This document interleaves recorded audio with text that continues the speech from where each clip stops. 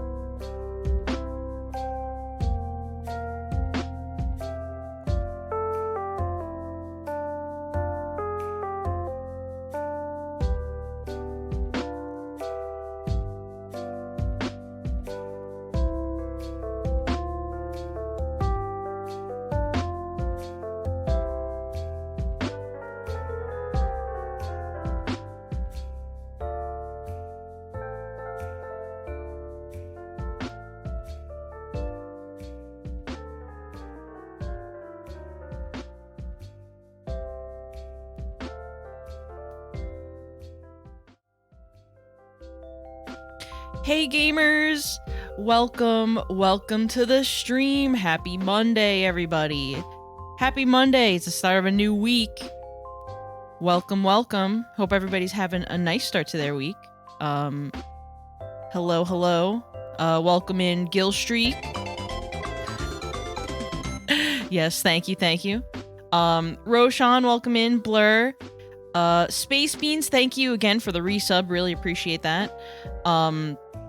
Welcome in Bloom, Emander. Welcome in everybody. I hope everybody's having a spectacular start to their week. Welcome. So today it's Mario Kart. It's Multiplayer Monday. I need to remember that we rebranded it to Multiplayer Monday to be more general. But we are playing Mario Kart today. But it's Multiplayer Monday again, gamers. So we're going to be playing some Mario Kart 8 Deluxe viewer lobby. So anyone is able to join. It's actually open right now if you want to get started. The code is pinned in chat as well as in the stream title. If you want to, hop in there, you're free to. It's already open. So, yeah. Blur, hello. I forget if I said hello to you, but welcome in. But yes, gamers. Before we get into Mario Kart, though, I just wanted to briefly go over what we're doing this week. We have a good, a fun-filled week of streams. Let me pull up the schedule. All right. So this week's schedule, I stream on Monday, Thursday, Saturday at 4 p.m. Eastern, 1 p.m. Pacific. So Monday, you are here. It is Monday. We're playing Mario Kart 8 Deluxe with viewers. Thursday, we're continuing Pokemon Stadium Gym Leader Castle. Oh my god, last night I started that. It was such a blast. Oh my god. I wanted to keep going so bad, but I felt myself getting a migraine, and I knew I was like at that point where if I kept going, I would have gotten like a full-blown like migraine aura and would have been having a bad time. So I was like, okay, I gotta stop this now. Made a save state. We're gonna continue it on Thursday, and I'm so hyped. We're gonna beat it. We're at Giovanni, so that's hype. So we're doing that on Thursday night, or Thursday afternoon, evening. And then on Saturday, I'm gonna be playing Super Mario World. So on year one of the streams, I played that game. I think I beat it in 2 sittings, like 2 streams. I kind of want to try to do it. I want to challenge myself to do it in 1. Because I think you could beat that game in around 5-6 hours. And that's one of my favorite games. I would like to think I know what I'm doing. I think I have to refresh myself on like some of the secret exits. But I think I wanna try to do that in 1 sitting on Saturday night. So that might be a little bit of a longer stream. Kind of feeling that weekend long stream vibe lately. Last night's stream went on for about like 6 hours, and it was a good time. It was a good time. Razimal, welcome in. I was at work, but I was like, wow, Vapor's been going for a while. Yeah. Lately, I haven't really been going for too long, during the streams. I kind of like to have my streams be around like 3 to 4 hours these days. Because it's like, it's just a comfy, like, stopping point, for like just a gaming session after about 4 hours. But when I'm really into something and I really want to, go through it, push through, I may have those times. And I think that on Saturday, Super Mario World will be one of those times. And speaking of Mario, everybody go join the Discord, by the way. So I announced this in the Discord, but I'm gonna be doing a Super Mario Maker 2 stream next Monday, the 1st of May. I'm gonna be doing random custom courses, but as well as if y'all wanna submit custom courses for me to try on stream, I posted a form if you wanted to submit course IDs. Because if you have like a course you like or you think would be funny for me to try on stream, feel free to submit it. I might get to it and give it a shot. I don't claim to be the best Mario player by all means, but I wanna have a funny stream where I try challenging levels, funny levels. You know what I mean? So we're doing that on Monday the 1st of May. That's gonna be the Mario Maker 2 stream. And we may do more of those in the future, too. So if I don't get to the courses that you submit on that first Mario Maker stream, we'll do another one at some other time in the future, for sure. Because I don't really play it too much, but Mario Maker is so fun. And I have that game on my Switch. When did I get it? I got it like 2 years ago. It's just been sitting on my Switch. So I wanna play it finally. I submitted a few. Their average difficulty. Ooh, I'm excited. Yeah, any difficulty. It could be easy, just run through it, hold right, or it could be very challenging, whichever. I think that whatever you want to do, I'll give it a try. The only thing I request is to avoid anything like inappropriate or that includes like jump scares or like flashing lights, just for like, you know, the stream. I don't really want that, you know, kind of content. But anything else, fair game. But that's really what's going on for this week and next week. Other than that, y'all know my birthday's coming up next month on the 13th of May. We still got our birthday sub goal going. That's going to be ongoing until my birthday.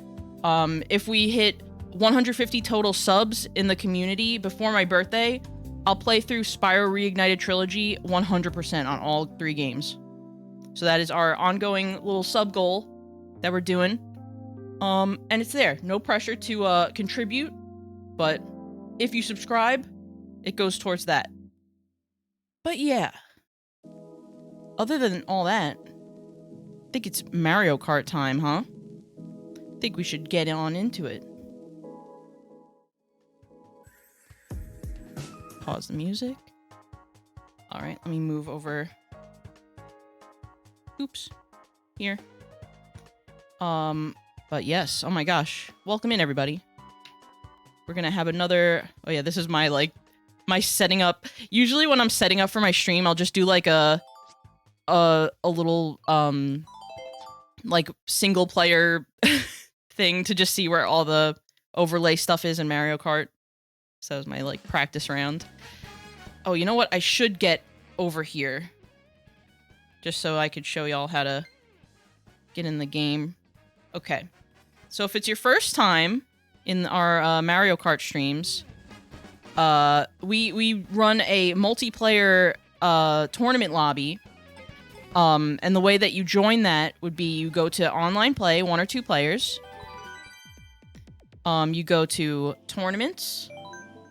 And then you search by code and you pop in that little code that's on the top of the screen or pinned in chat or in our stream title. And then you'll see Bobble Kart Deluxe come up, and that's our lobby. I always go with DK. It's not gonna be any different this time. I love DK. That's my guy right there. Alright. I'm back over here now. But yeah, feel free to hop in. And we'll kart for a while.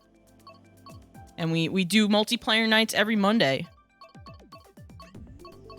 I'm gonna go random. I'm not really feeling any of these as like the first warm-up. Vapor takes on Kaizo levels. Let's not get carried away. I would try him though. Kaizo stuff is funny. I've actually never played Kaizo anything. I think it would be fun to play a Kaizo game on stream at some point. All right. First round, we're going to Sunshine Airport. So how's everyone doing? I hope y'all had a nice weekend. Anyone do anything fun this weekend?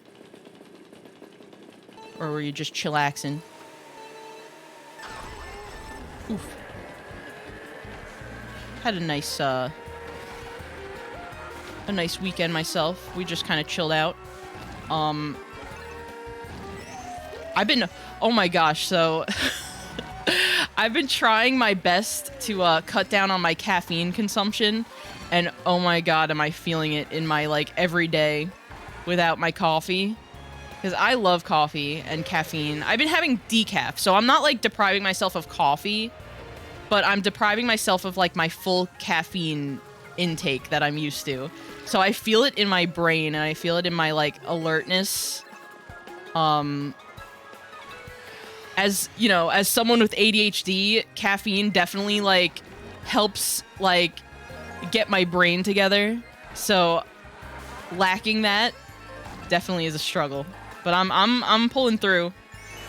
Today I had a little bit of caffeine. I had some sweet tea with my lunch. I didn't finish the whole thing though, but yeah, just, you know, for like health reasons, I'm trying to cut down on it. I need to lower my intake. I'm up to 300 to 320 milligrams a day. That's kind of where I was too, Emander. Like, probably, like, exactly that. Maybe even more. Like, I'm kind of, like... I love espresso. And espresso has a lot more caffeine. So, like, two double espresso shots sometimes in a day. Or maybe, like, a double espresso in the morning and then, like, an iced coffee in the afternoon. Like, that's kind of where I was. And that's, like, it's not, like, you know, it's still within, like, you know, a healthy, like, a normal level. But, like, it's still, you know, it's still kind of a lot. Velvet, welcome in. Good to see you. But, yeah, so I've been trying out decaf. I've been getting, decaf iced Americano, with the chocolate cold foam they have at Starbucks, and it's been pretty good. I wonder, honestly, chocolate has caffeine, so I wonder if the chocolate foam has like trace amounts of caffeine, and that's why I like it. Like, if I can't have caffeine in my coffee, I'm gonna put it in my cold foam. I never got into coffee, had it on occasion, but my wake-up drink for work has been hot chocolate. Ooh, hot chocolate's so good. Ooh. That makes me want a hot chocolate right now. I love coffee mostly for the taste, but it's mostly the acidity that affects me rather than the caffeine. Blur, that's relatable too. That's relatable too. I have, like, I have pretty bad, like, acid reflux. Like, GERD, if you will. And... I feel like coffee is like one of the most acidic things and probably like the worst thing you can have for GERD. Like if you struggle with GERD. Because it's just so acidic, yeah. So that's another reason to cut down on the coffee. Like if you know, if you're having trouble with that, that's definitely something that you could eliminate from your diet or, you know, have less of, and that would probably help. Because, yeah, I live my life just, like, eating, like, Tums. Like, I love Tums. That's, like, you know, I don't have them, like, every day, because they're not really great to have every day, but... Oh, no, not Tums. Yeah. I always have a thing of Tums on my nightstand, or, like, within arm's reach. And they do help.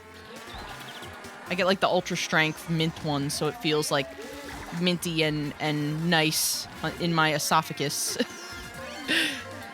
I could be wrong, but I don't think Tums is a food group. Yeah, no, they're not. They're in my food group. They're in my food pyramid. Right at the top. Tums, ultra strength. I take Nexium, which helps a lot, but...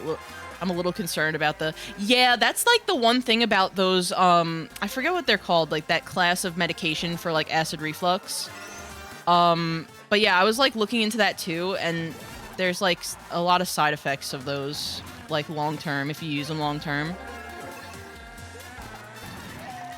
Hi, Keon, welcome in. Oh. Yeah, proton pump inhibitors.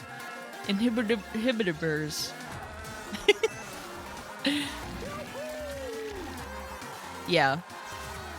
PPIs. They really do help. And I was even on one, like, last summer, I was on one briefly for some, like, stomach upset. And I mean, you know, it's different for everyone, but I had some, like, kind of weird side effects from it, and I was just like, I think I'm good. I think I'm just gonna try to eat less, stuff that will, like, you know, mess me up like that. So I was kind of eating kind of bland for, like, a few weeks, just to, like, reset my tummy. Like, just, like, plain chicken and, like, veggies that aren't gonna be, like, super upsetting to your tummy, you know? Sometimes you have to do that. Sometimes, every now and again, when you're, you know, if you're someone who loves, like, spicy food and acidic foods, every now and then you kind of just have to, like, take it easy on those for, like, a couple weeks just to, like, reset everything. At least for me. I think I have a prescription for one, but probably because I have an ulcer. That's fair, yeah. I don't know. I feel like I probably have had an ulcer at some point. Spicy food, though, I know, right? It's like, it's so good, but it's just so bad for, like, the GERD sufferers. And anyone who has, like, sensitive, a sensitive gut. A spicy food can mess you up.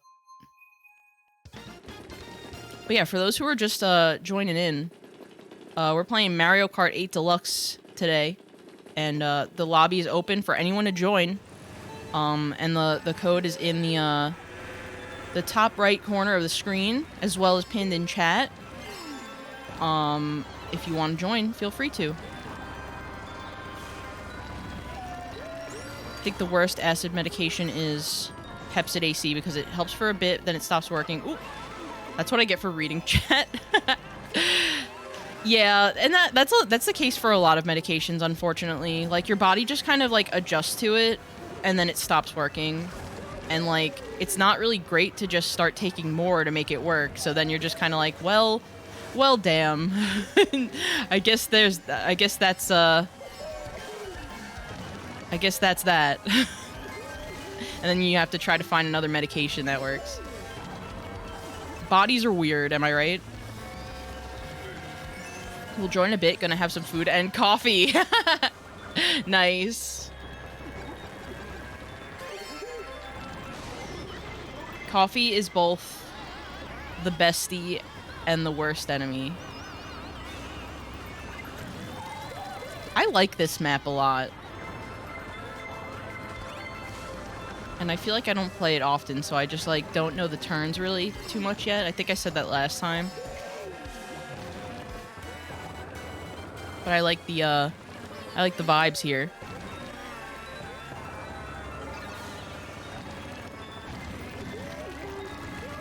But, oops. Just kind of warming up. What happened in gaming this week? Oh yeah, so Advance Wars came out, right? My partner Tommy's been playing it on his stream, !Tommy. But I also was able to get a copy of it too. And it's really fun, the new Advance Wars remake. Definitely recommend it. I think Tommy's actually playing it right now. I, like, looked over and he's on his Switch. But yeah, it's I was never, like, big on, like, the first Advance Wars games, like, when they came out. But just, like, through Tommy loving them so much and playing them a bunch, like, I've gained, like, an appreciation for the series. So it's cool to, like, be able to play them, kind of, like, experience them myself for the first time, like, playing them, you know? Oh, wow. It hasn't even been an hour and my face tracking's already acting up. Hold on. Wait.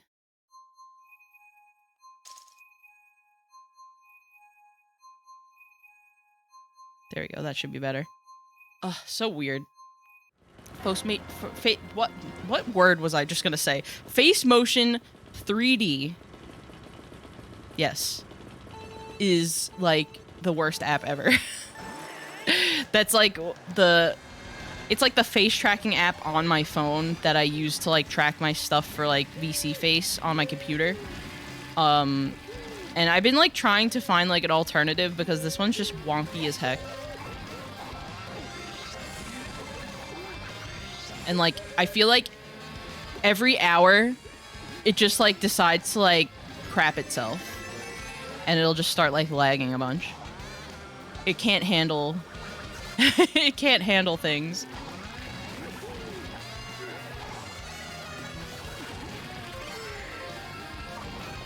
Ooh, I really wonder if they're gonna bring Captain Falcon to Mario Kart. I think that would be appropriate, given these levels are here. Like, there are 2 F-Zero levels in Mario Kart 8. So you mean to tell me that you can't put the F-Zero guy in here? Like, I feel like that would be such a missed opportunity. Because it's not like, I don't know if they're gonna, like, ever, like, in future Mario Karts, I don't know if they're gonna ever, like, remake these, like, special, like, the F-Zero and Animal Crossing levels. Like, I feel like they won't do that. I feel like these are special levels just for this game. I may be wrong, but I could see them doing that.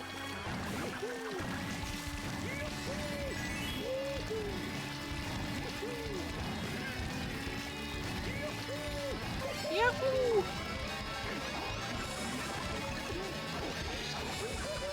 But I know I want, Pauline and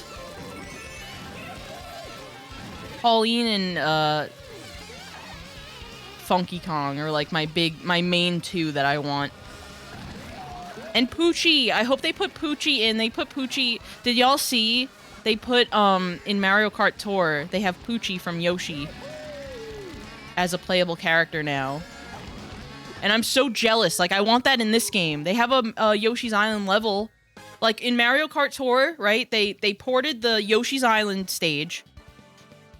And they brought Poochie to the game. At the same time. Now, why couldn't we get that? I would have loved that.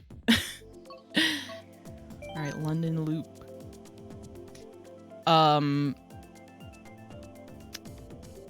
But yeah, I would love Poochie. I was gonna say something. Let me think. Wait. About Mario Kart. Oh. It was funny. Okay, so yeah, I remember my train of thought. Last week when, or was it last week or 2 weeks ago? The last time we played Mario Kart, there was like a maintenance, like scheduled server maintenance. And I was so sure that that meant that there's going to be an announcement for like the next wave of DLC. And that didn't happen. I hope it happens soon though. I think that they, it's a good time to announce like the next wave. Or maybe it's too soon. I don't know. Probably, I feel like we could definitely expect it in like the beginning of the summer. But oh my god, I just hope that, ooh, I would love to see some more like beach, like summer vibe levels. Maybe in the next DLC, it would make sense. They kind of did that with, the winter update where there was like the holiday level. So maybe they'll do that. Like time it, and maybe like for Halloween they'll have like the Luigi's Mansion one. That'd be so cool. I don't know. I know I looked at the leaks before, but I can't recall which levels are like confirmed. Like I don't remember if I saw Luigi's Mansion DS on there. Oops. This is another one that I haven't really played too much. I don't really know the turns.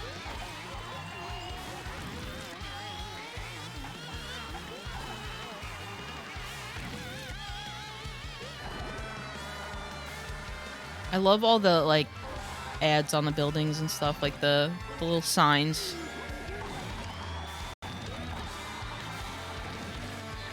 Fountain Cafe.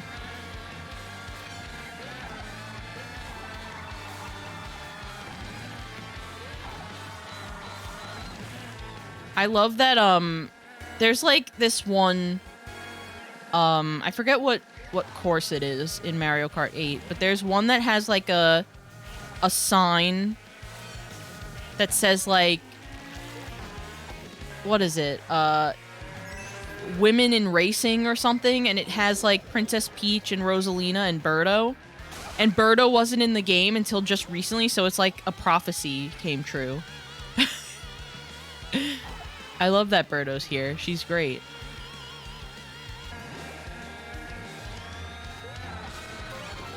Ooh.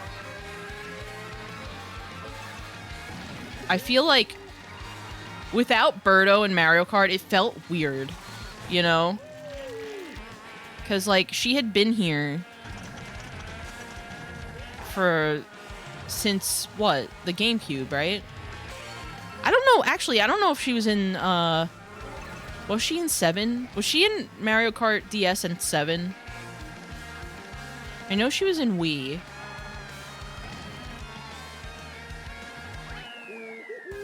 Woohoo.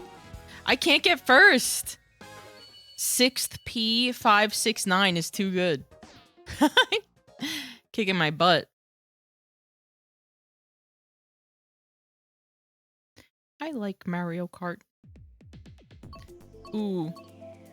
Rainbow Road time.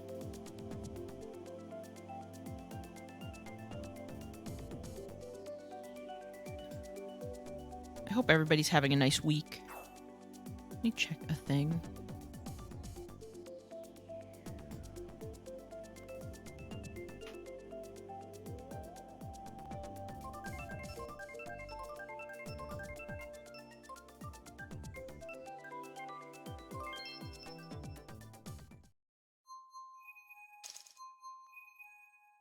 All right, Rainbow Road time. Holy crud, I literally haven't eaten anything all day. Guess I'll either be having a big supper or 2 suppers. I feel that, Emander. Like, that's just how it goes for me sometimes too. Where I'll like spend the... I'll sleep late and then I'll get up and I'll spend the whole afternoon just like working on stuff for like my streams or just like being distracted by something. And then before I know it, it's like 6 p.m. and I'm just like, oh crap, I haven't eaten anything. I feel that.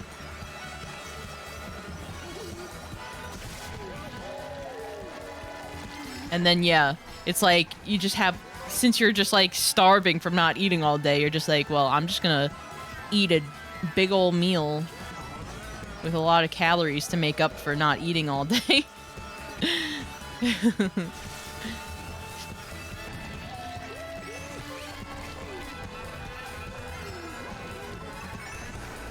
Tommy goes, are you speaking a prophecy into existence? Maybe, but we had lunch today, so we're not... It's not the, yeah. We had Subway for lunch. And I get, so they have, like, this new menu at Subway where they have, like, these, like, you know, already made sandwich, like, put together sandwich recipes.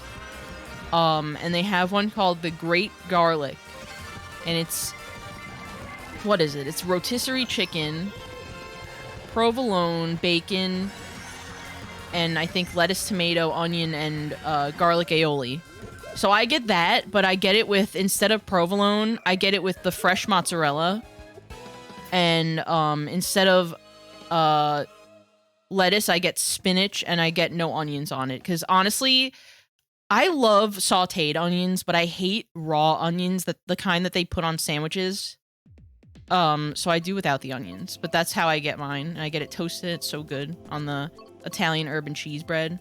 Yeah, it's so good, right? I love the rotisserie chicken at Subway. I like always get that.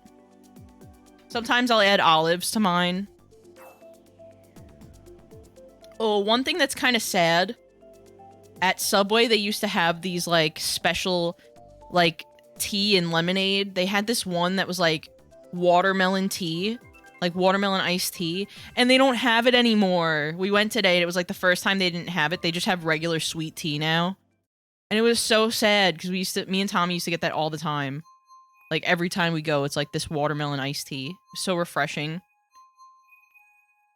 It's, like, watermelon and something else. Maybe cucumber? No, it wasn't cucumber. What was it, Tommy? Oh, it was watermelon cucumber. Yeah, so it was really refreshing and yummy. I don't think it had caffeine in it. I think it was just like one of those like just sweet like fruit teas, you know? Very yummy, and I'm gonna miss it. Yeah, Italian urban cheese bread is my go-to as well. I don't think there's ever a time that I stray from that, except if they don't have it for whatever reason. Like, there was once, like, not too long ago, there was, like, a shortage of the urban cheese bread. And they, like, didn't have it for, like, a couple months in a row. So whenever we would go, then I would get like the regular Italian bread. But that's like the only time in my memory where I strayed from the urban cheese bread, because it's so good. It's so good. And then I always get the baked Lay's chips with it, with my sandwich. They just hit different with a Subway sandwich. I don't really get the baked Lay's. Like, if I'm gonna buy a bag of chips from the store, I'm usually gonna get like the regular Lay's or like the lightly salted ones. If they have lightly salted, they never have them in stock, but I prefer them because I honestly think Lay's, like regular Lay's, are a little bit too salty for me. But like the lightly salted ones are just perfect. But they never have them at the store. But if I'm gonna go to the store and get, you know, potato chips, I'm gonna get like regular ones. But at Subway, I'll get the baked Lay's because they just hit different with like the sandwich. I don't even know how to explain it. It might be the jalapeno cheese bread. Yeah. So good.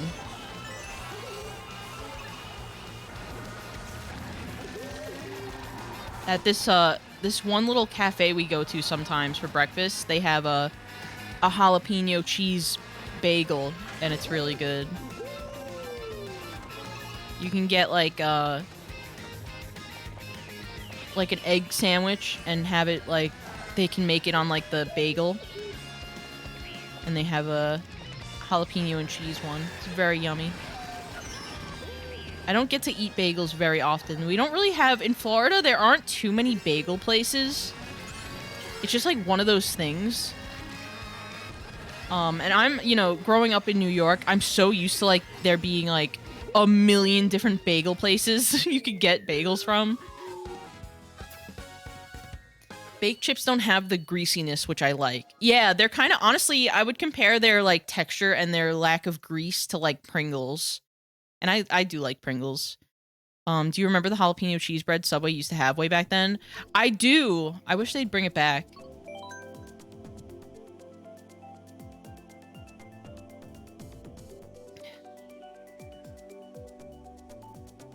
Every now and then they'll bring things like that back randomly.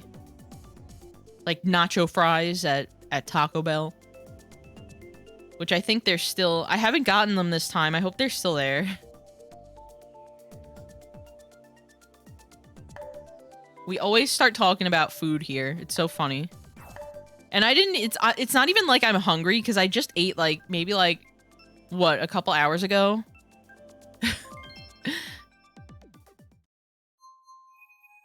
I just like talking about food.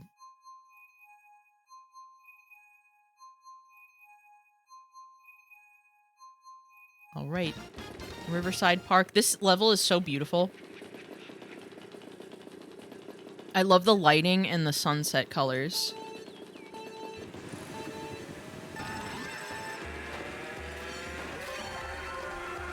I almost bought a Baja Blast shirt at Hot Topic. They have one? Oh yeah, that's so funny. What does it have, like the logo on it? Funny enough, I'm wearing a shirt right now.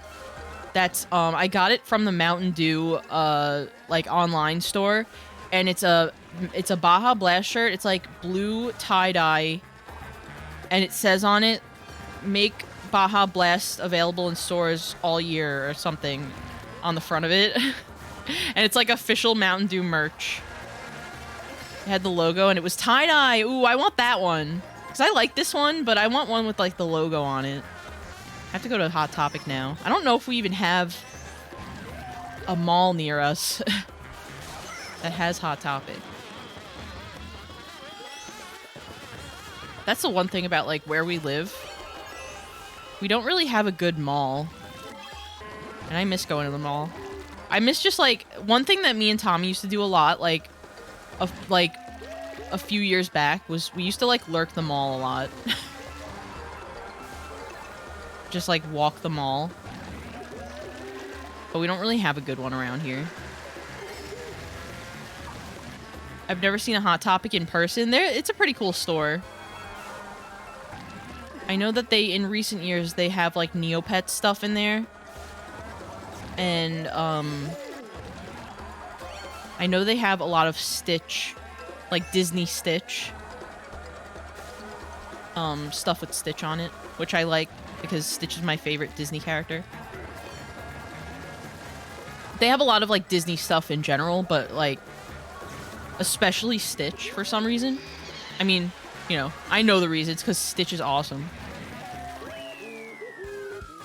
They have a lot of Pokemon stuff. But it's a good store. I like that. I like Hot Topic, Spencer's, and Box Lunch. But I don't know if... The only time I've ever been to a Box Lunch was like when we lived kind of closer to like touristy Orlando. And in their mall over there, they had a Box Lunch. But I don't think... They don't have them in like just every mall. But it's like a cute little like novelty, kind of like boutique, kind of Hot Topic store like that.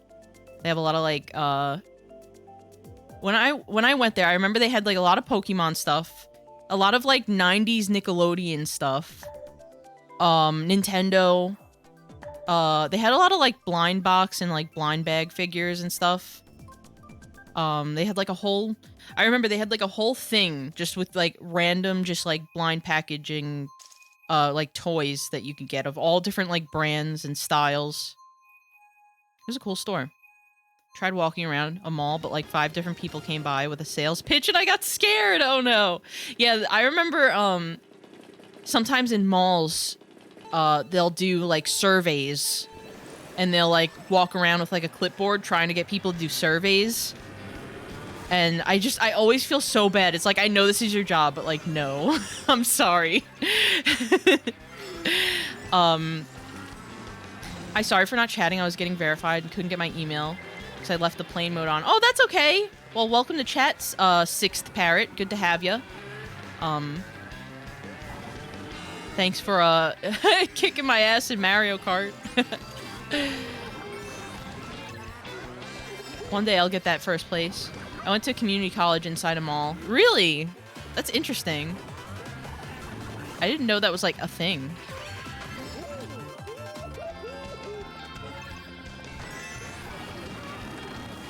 I guess the closest I've seen to that is like a community college in like a shopping center with stores in it. But never like inside an actual mall. But yeah, malls are cool. I miss them.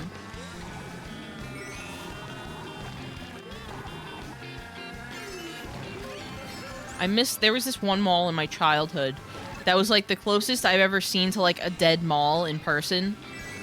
And I think it just had like 2 stores that were still operating. That were like the big like, you know, Macy's or JCPenney or whatever.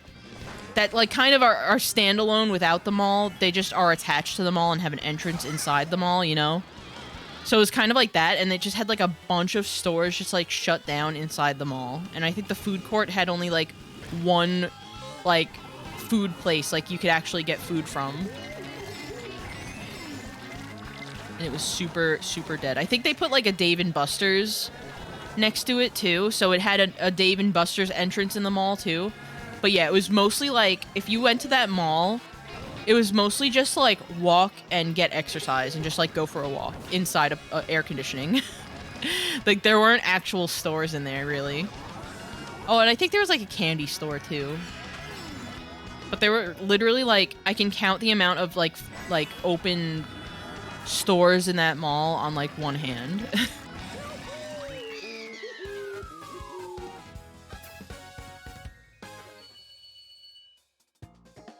I can't imagine what it'd be like to work in a dead mall. I know, right? It must be, like, super quiet. I mean, maybe not in, like, the stores, like I said, like, JCPenney or Macy's or whatever. Ooh, Merry Mountain. Like, I feel like they get, like, a regular amount of business, but in the mall itself, like... Yeah, like, any of, like, the... like, janitors or anyone who, like, works in the mall... to like maintain the mall must be like just walking around in silence a lot of the time.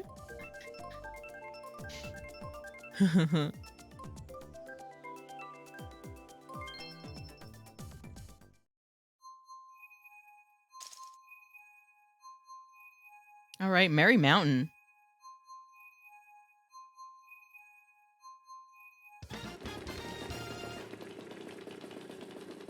Might be unsettling to a lot of them, I'd imagine. I know. It would be unsettling to me. Especially, like, the night shift. Yeah, liminal horror. Oh my god, speaking of liminal horror... So recently... Hi, Vaulton, welcome in!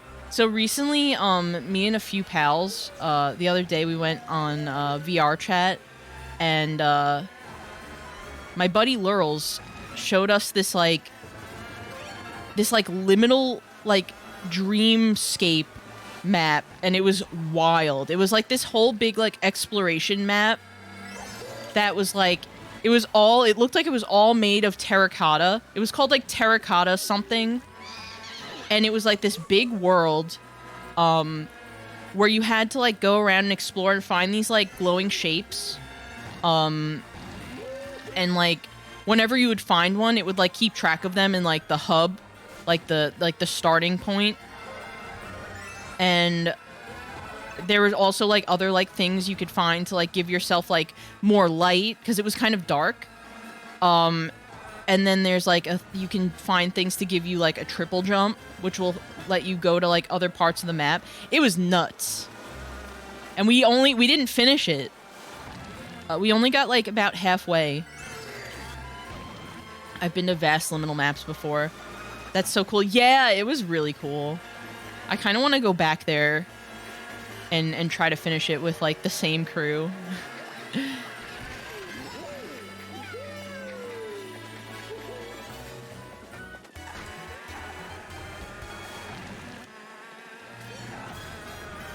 But it was super fun, like...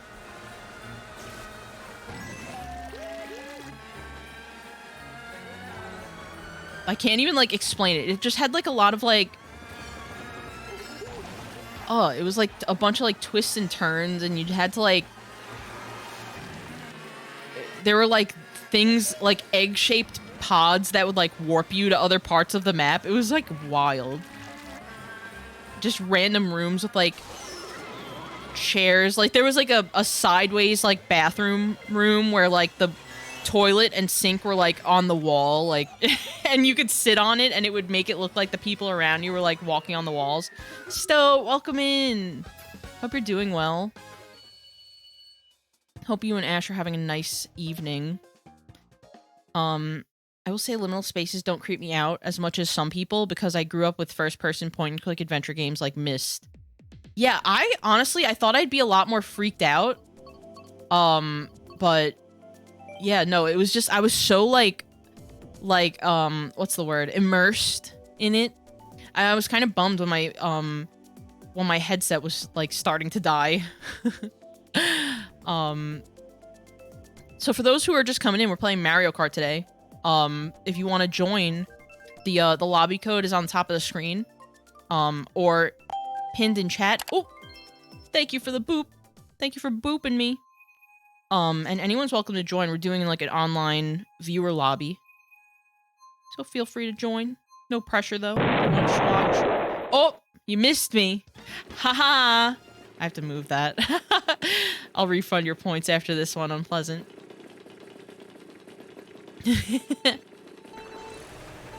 We need more people? Oh, well, more people will come in. No worries.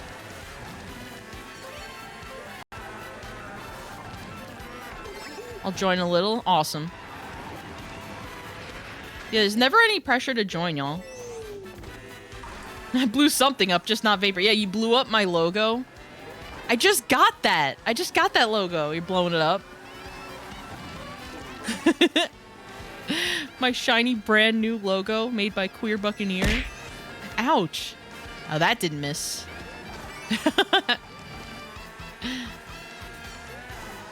Yeah, the throwing stuff redeem is back, by the way. Vapor, you should play the Myst 2021. Possibly. I'll keep it in mind. I have such a, like, gotta crowdfund a new logo now. No, I love this logo. They did such a good job on it, though, like, for real.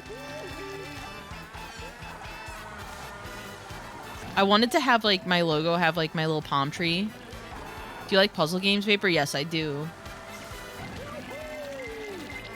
Always take the wrong turns on tour maps. Me too! I'm not used to them, even now. And this one's kind of old, like, at this point. Or, like, older than the other DLC maps. Oh my god, I did it again! Just as just when I was talking about it. The mist will be a good fit. Like I said, I'll definitely keep it in mind. I have a lot of games I want to play this year. One thing that I want to, like, that I'm trying to, like, make a point to do this year is just, like, revisit a lot of the games that I played, like, in my first year of VTuber streams, because I don't really, like, I have those VODs, but, like, I'm not really, like, super thrilled with, like, I don't know. I feel like I'm a lot more, not like a lot more experienced, but I have more experience in, like, the process of doing a stream now, and I feel like I'm better with, like, my commentary than I once was when I was first starting. And just, like, the presentation things, like, little things, just I wasn't, like, super thrilled with back then. Like, I feel like, are better now. So, I want to, like, redo them with, like, the newer presentation. Yeah, doing HD remakes of Year 1 Vapor. Exactly. All right, let me refund Unpleasant's points. And I'm going to move the explosion. I forgot. Literally, that's like the one thing I forgot to do. All right, nobody redeem explosion yet. Hold on. I'm fixing it. Where is it? Here it is. Where? Oh, I have to... There we go. Ow! Here. A couple on the house, but it's fixed now. You can redeem it, and it'll get me. I have to play it to be able to grab it and line it up. Yo, we got more gamers in here. Thanks for playing. Oh, we're all going to Coconut Mall. It's decided. That's what I like to see.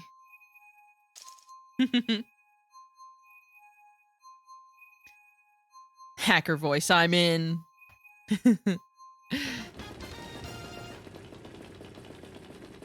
Tis tradition. Yeah. I love the multiplayer nights. Next Monday, we're actually changing it up. I might as well talk about this because I kind of was going over it a little bit in the beginning of the stream. But next Monday, we're kind of changing it up a little bit. It's still gonna kind of be like a viewer participation thing a little bit, but we're gonna be doing Mario Maker 2. And I set up a form in the Discord, ! Discord, if you want to join. If you want to submit custom courses for me to try on stream in Mario Maker 2 on Switch. Because that's what we're going to be doing next week. I thought it would be fun. It's like an idea I've had for a while where, yeah, I just kind of like go and do courses that y'all submit or just like random funny ones. Like, I'm probably going to like look up some myself like before the stream just to like get like a few ones that I want to do. Like, and just mix it up, and I think it'll be funny. Like I said earlier, I'm not the best Mario player by any means, but I'll definitely try my best. But yeah, if you want to, here, while I'm flying, I'll press the... Join the Discord. The form is, linked in the, like, I set up a, like, event, little thing at the top of the Discord. The link is in there. It's also in my stream schedule, tab. And you can submit as many as you want, even ones that you've made. And I don't know, I think that'll be really fun. Definitely want to have Mario Maker in the rotation. I was always good at making levels, but I couldn't even beat them to upload them. Oh my god, that's so... I feel like I'd be that way too. I feel like I've only made... So not in Mario Maker 2. I made a couple levels in the first one on Wii U. And mine were like challenging to beat myself. Like... They weren't even like the most elaborate courses or anything, but I just made them kind of like annoying. And I remember struggling to beat one of them. But yeah, Mario Maker is fun. It's a game I've had for a bit. I just haven't really gotten the chance to play it on stream yet.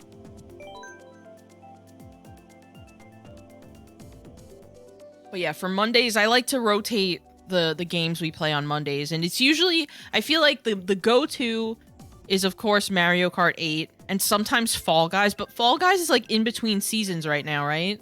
Did they ever announce the new season? I haven't really been keeping up with it. Oh, I got SpongeBob, by the way. I meant to say that at some point. I just kept forgetting. But yeah, I got the SpongeBob costume in Fall Guys before it went away. So very happy about that. I have my own Mario Maker 2 levels, and they're not too bad. Well, feel free to submit them. Oh! Jill Street just resubbed for 5 months. Oh my gosh! Gill Streak, thank you so much for the resub. Really appreciate it. Enjoy the new emotes. Oh yeah, we got new emotes, y'all. We got 2 new ones. So actually, I was able to I kind of moved some of the emotes around. I wanted like the greeting and lurk ones to be follower emotes, because I feel like that's just like, you know, someone could come in and use those, and I think that that's cool. So we moved those to follower emotes, and I freed up a lot of space in tier 1. So we have a couple spaces left even, but 2 new ones that we got are the Dewey Sip emote, which I drew myself, and then we got a Trans Pride emote drawn by Baja Griffin. And it came out really good. They did an amazing job. So those are the newest 2 emotes. And I'm thinking I'm gonna redo the XD emote and the crying emote with Vapor Imp. And I think there's like one more spot after that. Yeah, there we go. Trans Pride, let's go. We need a Trans Pride emote in here. So, now we have one. It's awesome.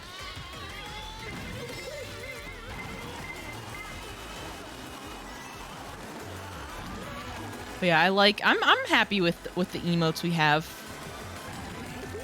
Yeah, it's so good.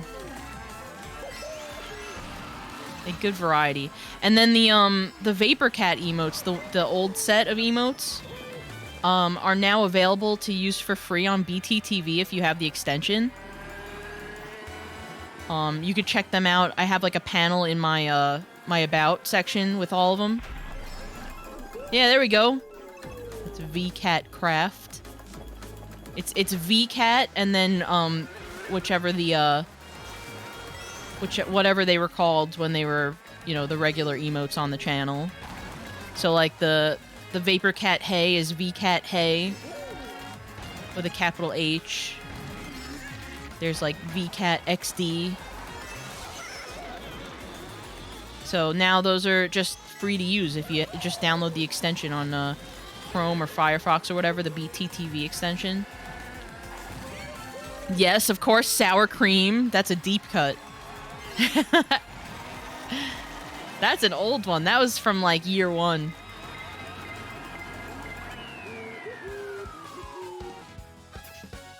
But yeah. So those are all on BTTV now. You could use them. And, yeah.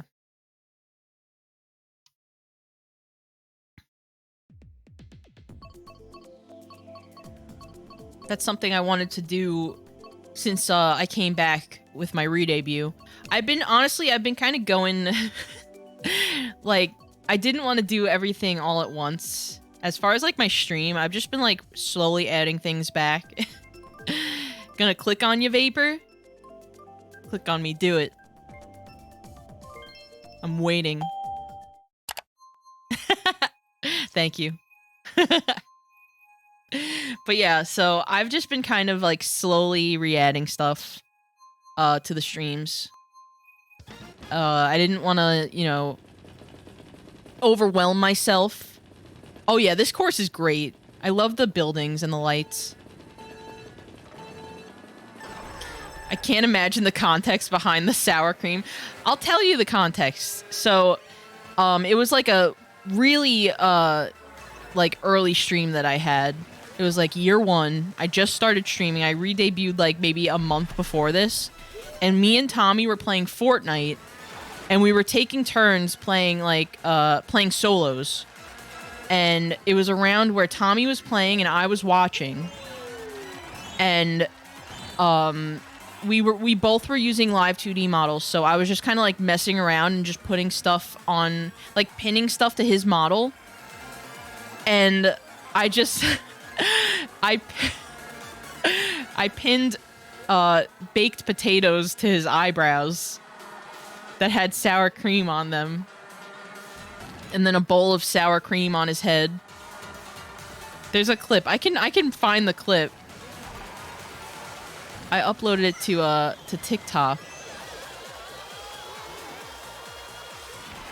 But it's like a classic classic moment. Laura's being blocked. Oh, the ad's always ruining my fun.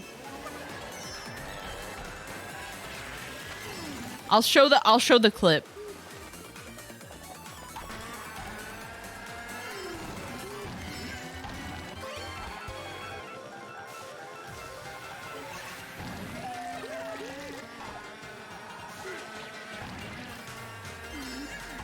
But yeah, I want to provide the context for that because I know it is random. I know it looks really like weird and random, but there's a reason. There's a reason for it. Because we were being funny during Fortnite. And we had sour cream and potatoes on Tommy's model.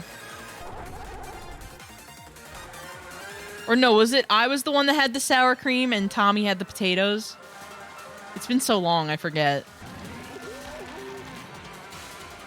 But it was like one of our first like streams and honestly, I think it was like the first time we collabed together at all. Me and Tommy.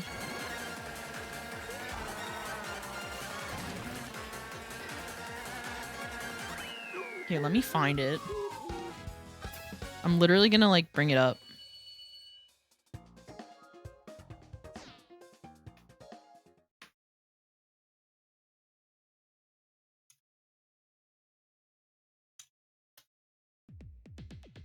Can't promise that it's not gonna be like blasting loud. Hold on.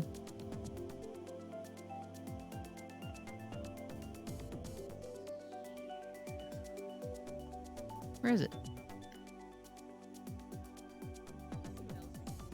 Oh yeah, here it is. How do I full screen a TikTok thing? I guess I can't, but I found it. Here.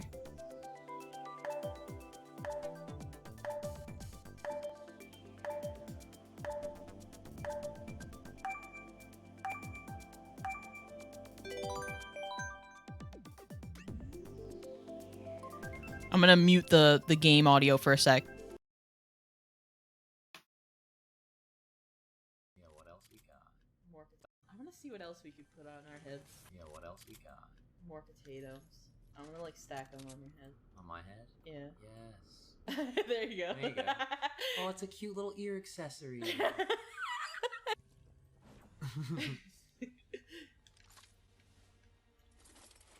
Sweet. Fuck yes, bro. It's my new persona.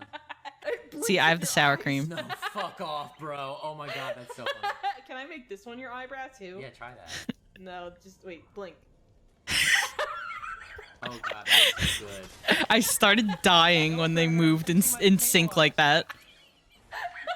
No, Predator, I'm fixing my potato log. Yeah, but that's it. Let's see what else we can put on our heads. Yeah, what else we got? More. All right, hold on. I'll put the game sound back on. Ugh. So that's the context of that, because I was being like LOL XD random, and I put sour cream, a bowl of sour cream on my head, and then potatoes on Tommy. But that was like, I think that's like the first clip I uploaded to TikTok too. That's an old one. But yeah, there's the context for that. So now you know the origins of the sour cream emote.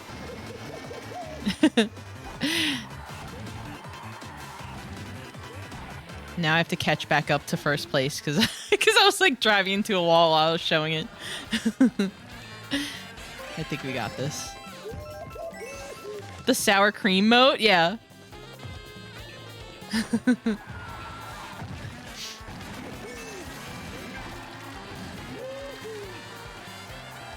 Yeah, this level's so cool.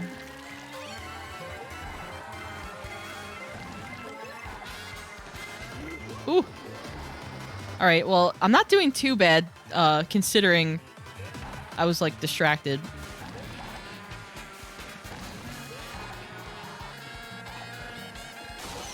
Ooh.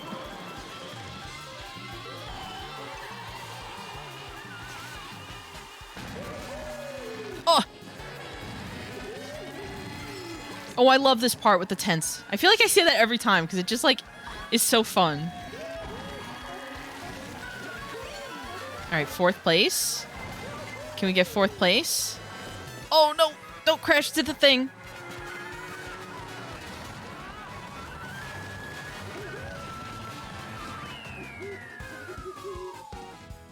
I'll take 5th.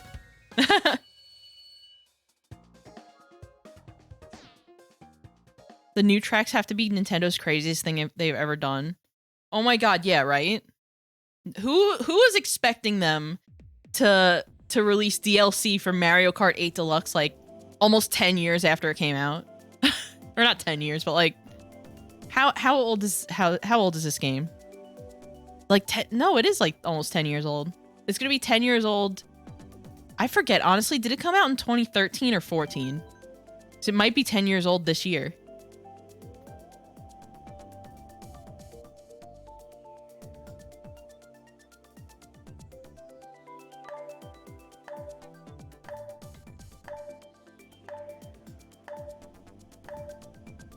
They really didn't feel like making a whole new game, huh? I feel like it's in the works. And they just wanted to like release these like low effort like ports to, or not low effort, but you know what I mean. They're easier than making whole new levels or a whole new game with whole new mechanics. So they just made these ports.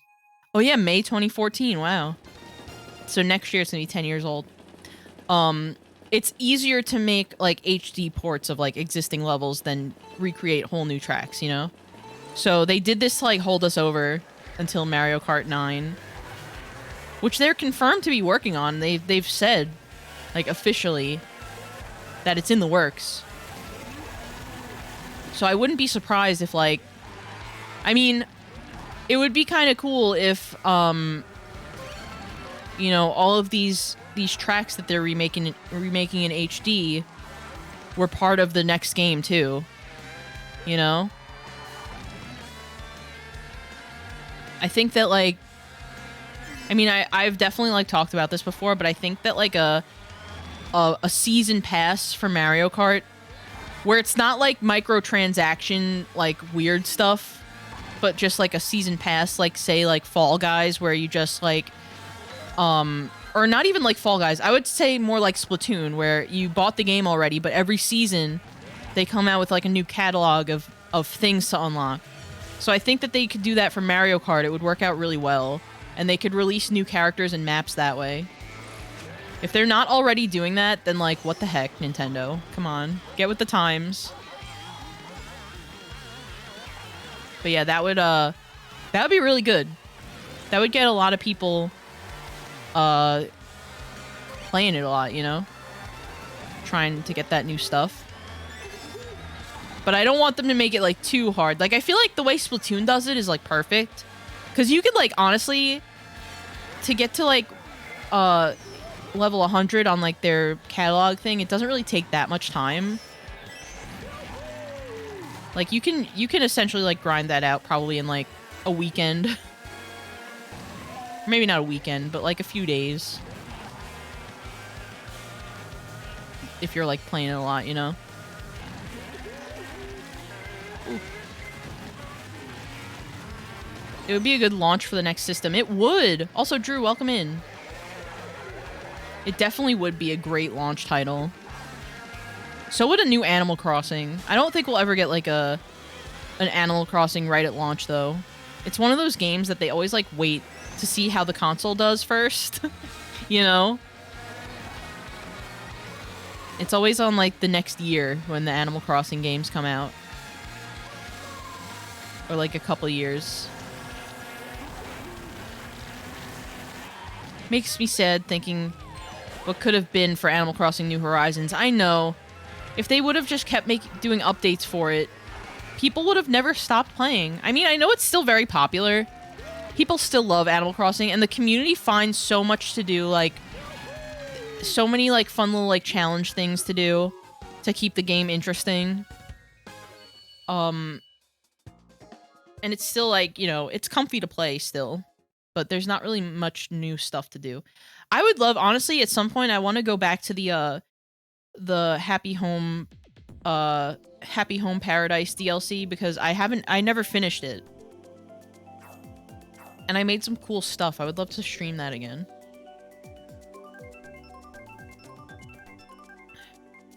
Ever use custom items? If so, you can make custom items tournament.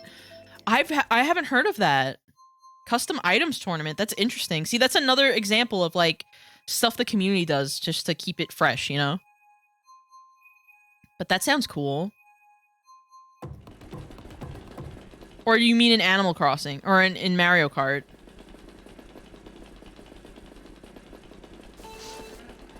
They did that in Wave 3. Oh, Mario Kart. Yeah.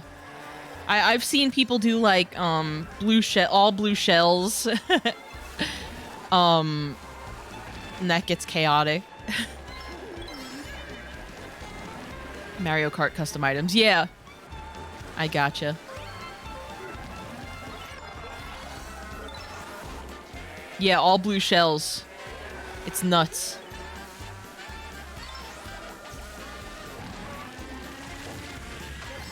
Maybe one day we'll do that here. When y'all least expect it. It'll just be a Monday and we'll just be like, alright, time to play Mario Kart. Oh, by the way, it's all blue shells, 200cc. Good luck. Me when the blue shell. Me when the blue shell. I love the Yoshi's Island course. It makes me so happy. I want to like go here. I wish they just made like a Universal Studios world that looks like this. Sudden Death Mario Kart.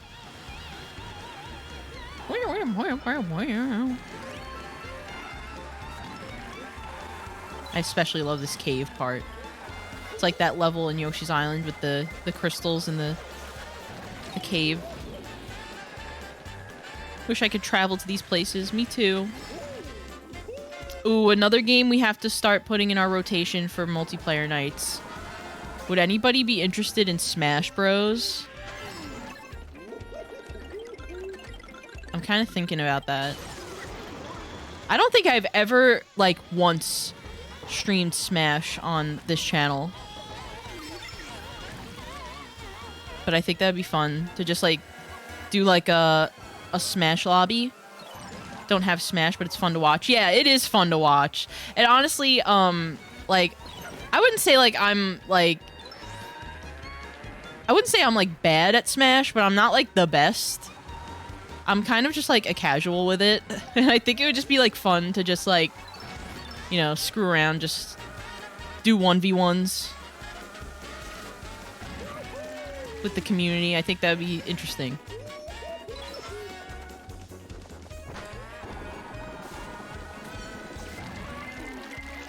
But I enjoy playing Smash. It's just not a game that I have a chance. It's like one of those games kind of like Mario Party, where you don't really get a chance to play it unless you're like hanging out with friends and they're playing it. You know? It's definitely one of like those social outing games.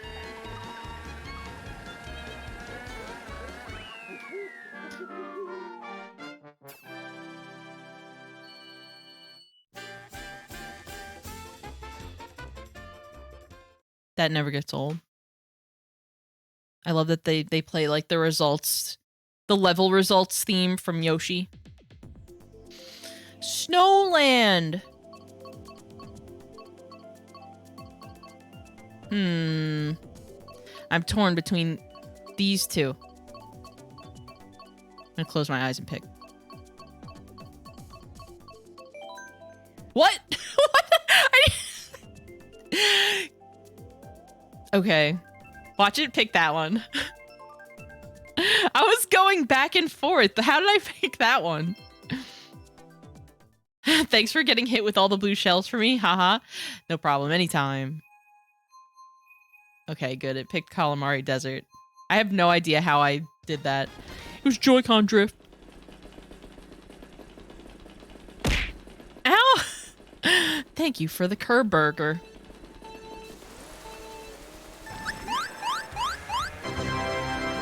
Thank you for the pets.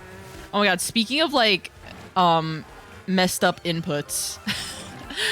So in last night we were playing Pokemon Stadium and I was using the it's the version on the Switch, I should say first. I was using the Pro controller to play it. And they in Pokemon Stadium they utilize the C buttons on the N64 controller for like your attacks, like choosing your attacks and stuff.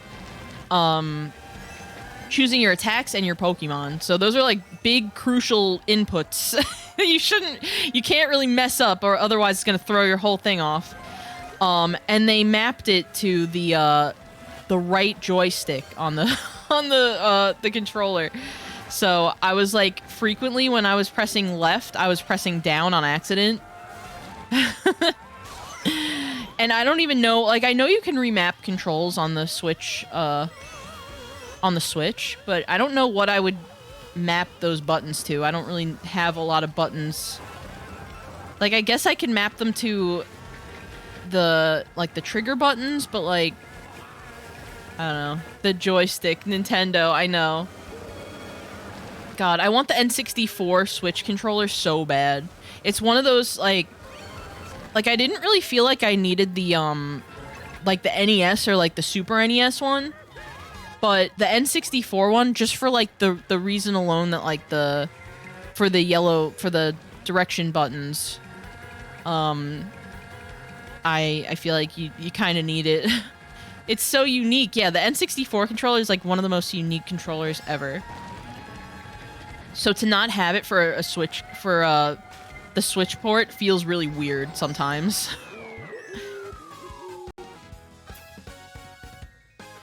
So that was a problem I was running into with Pokemon Stadium. Quite a few times it happened, actually, where I was like, okay, I'm gonna start with Chansey.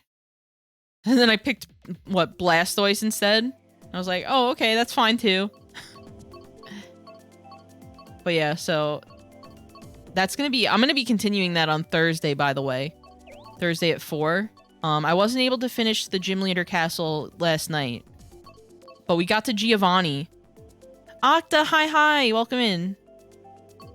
How are you doing today? We're doing Mushroom George.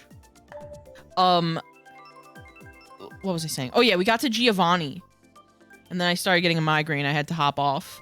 But we're going to be continuing that on Thursday. And I know we're going to beat it. Because okay. So it's Giovanni. And then I think after Giovanni is the Elite Four. And then your rival. So there's like only a few left. I think some of the Mario Kart Tour tracks beat Waluigi Pinball and 3DS Rainbow Road for how good they are. Honestly, there are some pretty good tour tracks. I will say. They're definitely up there for me. Like, I personally, I don't really like the gameplay of Tour, but I've always loved the maps. Like their maps from that game. And I've always thought to myself, like, wow, I wish these were in like regular Mario Kart. Oh, the yellow birdo. Love it. That's the Cheezosaurus Rex birdo. She will forever be known to me as that mac and cheese mascot. But yeah, I've always said to myself, like, oh, I wish this one was in Mario Kart 8. Because, like, when it first came out, oh yeah, I was actually in the... They had, like, a closed beta for Mario Kart Tour, and I actually got picked for that. It was really hype. So, even, like, back then, I was playing it, like, from the start of it. And when they started, you know, releasing new tracks... Oop! When they started releasing new tracks, I was always just like, wow, these are good.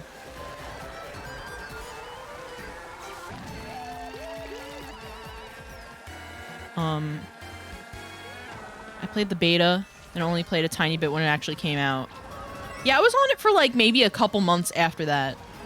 And I was on for long enough for them to release start releasing like the like those tracks that were like based on real places like New York and Sydney and whatnot. I think New York was the first one. I can't really remember, but I know I was there for that one. And then I just kind of dropped off of it because I got bored. The gameplay isn't... Honestly, especially back then, it was kind of worse with, like, the gacha stuff. It was a little frustrating. New York Minute is awesome. I'm so glad that we got that one here.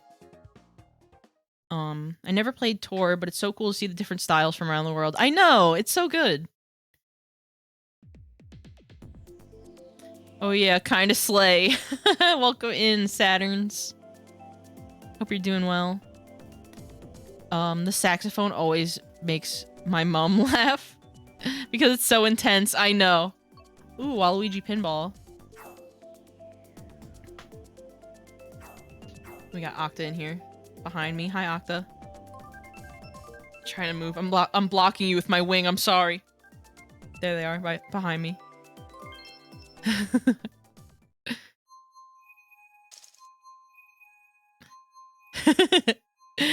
I can't even play Tour. My phone broke. It's so sad. Oh no! I'm so sorry about your phone. I had a dream recently where I like either like broke or lost my phone. I just remember, like, I don't remember specifics of it. I just remember being really stressed out about where my phone was. Or like what happened to my phone. And it felt really bad. I'll never forget this one time. I don't remember if I've told this story on stream before, but I think I was in like 7th grade. I had a Sidekick 2. That was like my first phone. And I remember, like, you know, for gym class, we would have to leave our phones in our lockers, like our little gym lockers. And I left mine in there. Or it wasn't in a locker. It was in like my bag, like in one of the changing stalls. And someone just stole it while we were playing PE. Like someone went in the locker room and just stole my freaking phone. And I was like trying to like email or like text the phone. And I got like an answer back from like the person's mom who was just like, yeah, I'm so sorry. I found the phone. If you want to meet up with me here, I'll give it back. We can give it back to you. Sorry about this. So I went with my dad because I didn't want to. I was kind of like, that's a little sketchy, you know. They could be anyone like trying to do something. So I was kind of scared. But it ended up being true. It was the person's mom being genuine.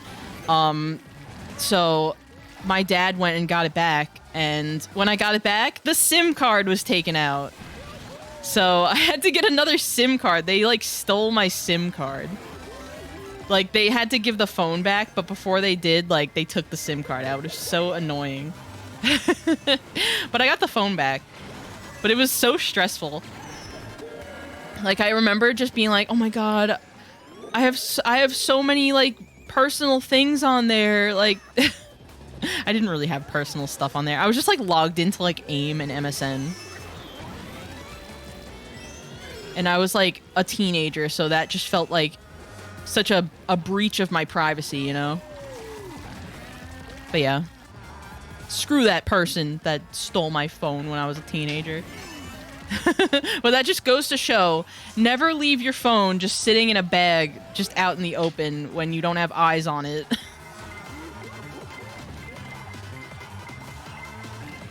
Some kid stole my DS out of my backpack during gym class. Oh my god, no! I'm so sorry. That sucks. Yeah, kids are such assholes.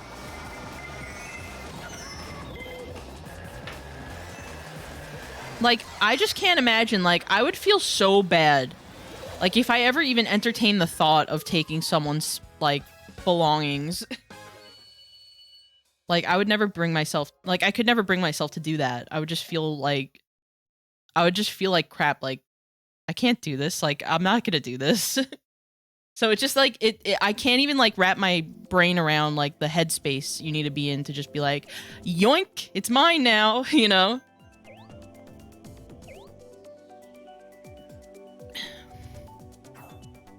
Got perfect bullet bill timing. Nice. My DS was stolen in high school. God, that's the worst. I'm so sorry. I had almost all my DS games and GameCube games stolen at different points. Oh no! I'm glad you didn't. That sucks. People are truly the worst.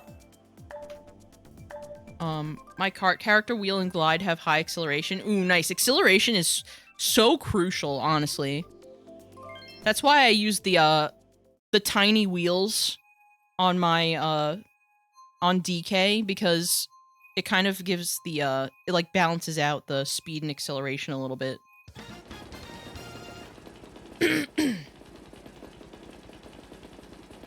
Big monkey, tiny wheels.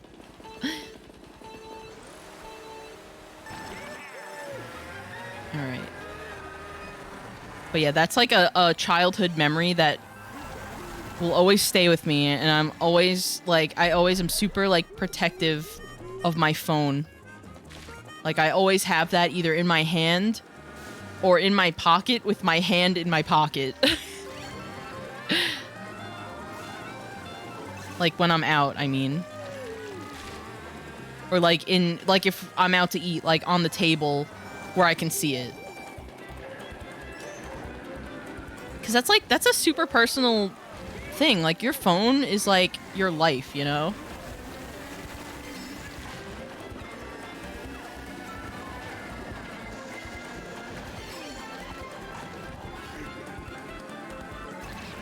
I love Maple Tree Way. So happy that it's here.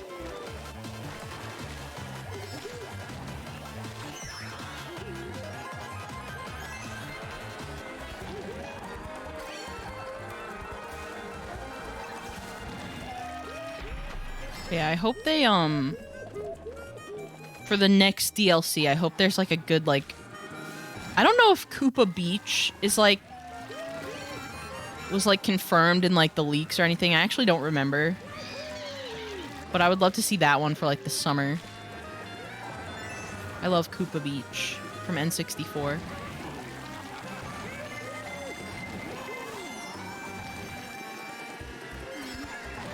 Ooh. Oh, I could have got that mushroom. No! Oh, there's the blue shell. Ooh, thank you for the stretch. I'll do that after this race. Thank you, Volton. I do need to stretch. I'm a little slouchy.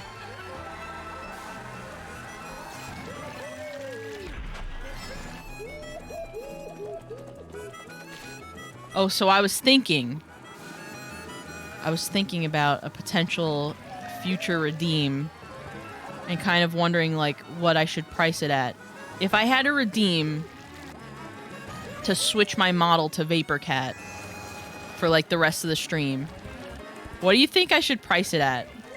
I was thinking like I don't want to like do it every stream, you know, just because it's like a lot to like switch the model and like fix the placement of it and stuff. So I was thinking to make it like really pricey, like 200k or something. 100k points. Yeah, I was thinking like something around like 100 to 200k, maybe more. But I was thinking about that. I might do it. I also want to try to get, like a while back, I kind of teased it and never did it. But like I did like a, like I put like a filter, like inverted color filter on my model, and I was gonna have shiny vapor be a redeem, but I never did it. I kind of want to do that, where I make myself orange. $20 and a root beer float. I'll take it. I'll be a cat for 20 bucks and a root beer float, easily. Gill Shriek almost had it. Yeah, that was a close one. Oh, RNG orb.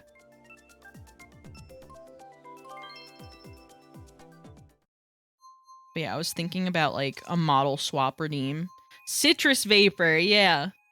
It is kind of citrusy. I don't think I have the color swap filter anymore. I could probably try to emulate it in a sec. Cause it's literally just like sliding the hue filter to like a different color. And it just makes it makes me orange and my hat and shorts like yellow. So it is very citrusy. I think it makes my hair like light yellow. So it looks like I'm blonde. Which I am in real life.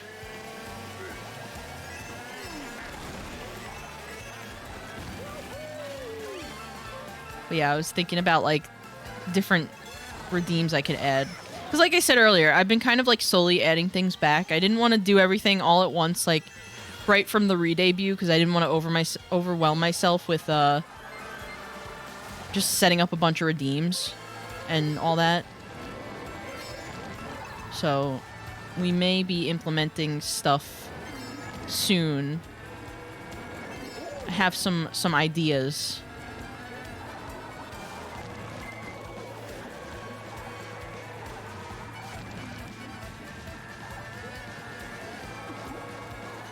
Heh. Gotcha. Oh no, I can't see.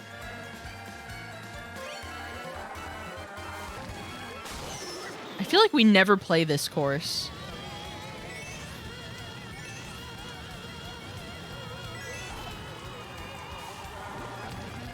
Okay. Oh my god, these turns are so hard. No, what? Okay, good thing for that mushroom. Oh, I love all the tulips. This part's so pretty.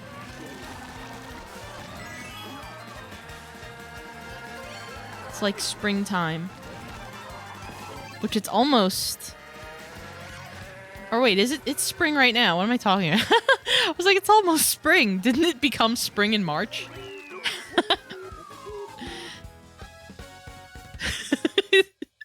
It just feels like it's spring now. Spring has sprung a month ago. But yeah, it just feels like it's finally starting to be like April showers, like here in Florida anyway. We've been getting that rain. It's like kind of raining right now. Or it's like dripping from our awning. Ronis, welcome in. Good to see ya. I'll give it my best shot, says Bloom. I'm using tilt controls, says Octa. Hooray, says Gill Streak. Ooh, Bowser's Castle we haven't been to in a bit. Though I won't be disappointed if it picks Yoshi's Island again. I'm always down to go there. Yes! A computer player hit me on the final lap with a star and almost got second. Ooh. Wow, look at all your points! 6th Parrot. Has like 100 points. 100 points ahead of me. Poochie! Oh, I want Poochie in Mario Kart 8 so bad. Look, his model's right there. They could just put him in a cart. Just sit him down. I mean, I guess technically they already have the model in Mario Kart Tour. They should just put it in. What are they waiting for? I'm still mad that they got Poochie and we didn't. Those Mario Kart Tour players don't know how good they got it. They got Pauline, they got Koopa with a backwards hat. They got Poochie. What the heck, man?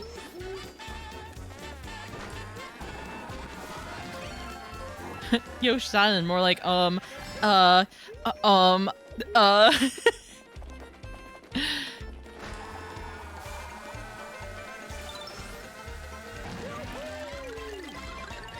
love Yoshi's Island.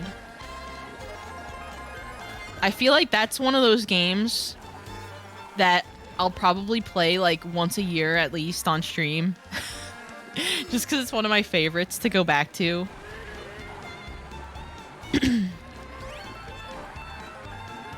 Is this the one with the walking piranha plants? Yeah! They have like little legs. Meanwhile, were those even in Yoshi's Island, or were they in like one of the Yoshi games but like not the first one? Because I don't recognize those. Yeah, I love them too. I recognize that guy over there. Oh no, I fell off the thing! Well, at least that was a lucky boo.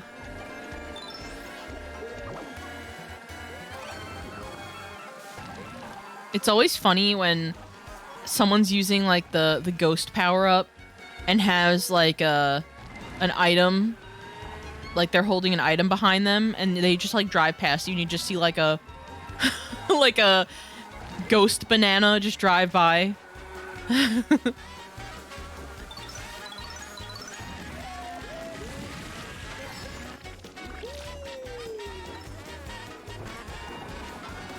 Oh. This ink is like in the worst spot. Okay, here we go. I'm sorry, Octa. I'm sorry.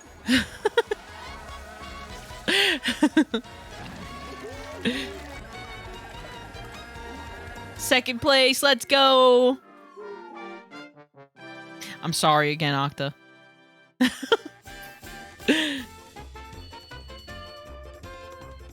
Hello, I'll be joining the next race. For how long you plan on racing? Fran, welcome to chat. Welcome in. Probably going for... We've been going for like an hour and 44 minutes. I typically go for around 4 hours for Mario Kart. So, plenty of time. Waluigi pinball. Octa. Be right back. See you soon. Yeah, I like these streams to go for a little bit. I feel like 4 hours is like the perfect amount of time for a little kartin.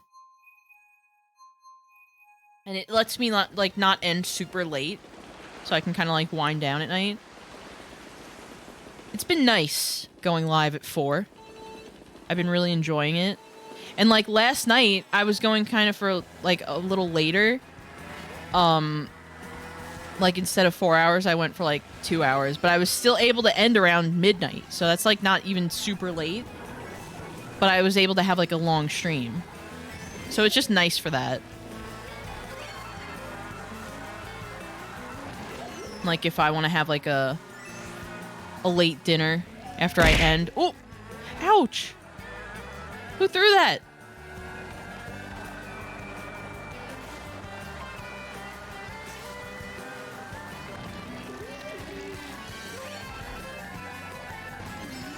I think the the ghosts in my computer are trying to get me.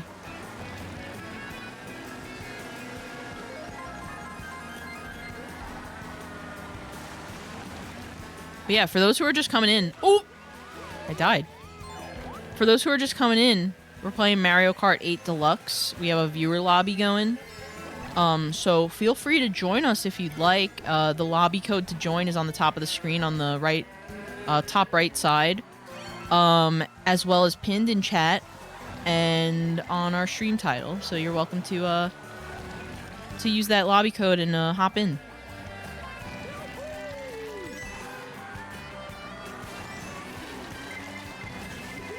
Ooh, no. Before I can jump on, I had to do a system update. Ooh. Ooh, you know what? I was really happy that I finally, I miss a lot of the Tetris 99, like, special, weekends, like, with, like, the... Like, every time they do, like, a big game release, Nintendo will do, like, a Tetris 99 event where you get, like, a theme from, like, that game that came out. So they did one for, Kirby's Return to Dreamland Deluxe.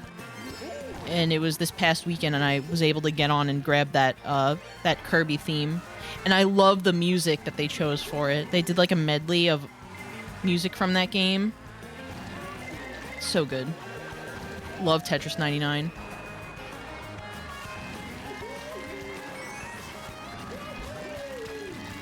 One night, I also want to do another like Tetris 99 stream. It's been a bit since I last did that.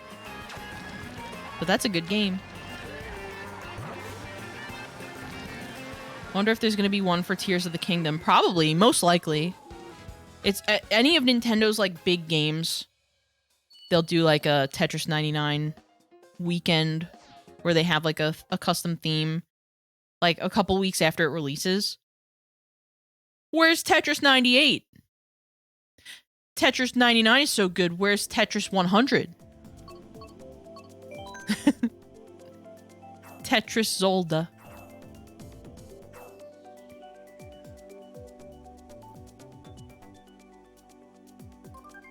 Yeah, it's been a bit since I think I streamed Tetris 99 once or twice only.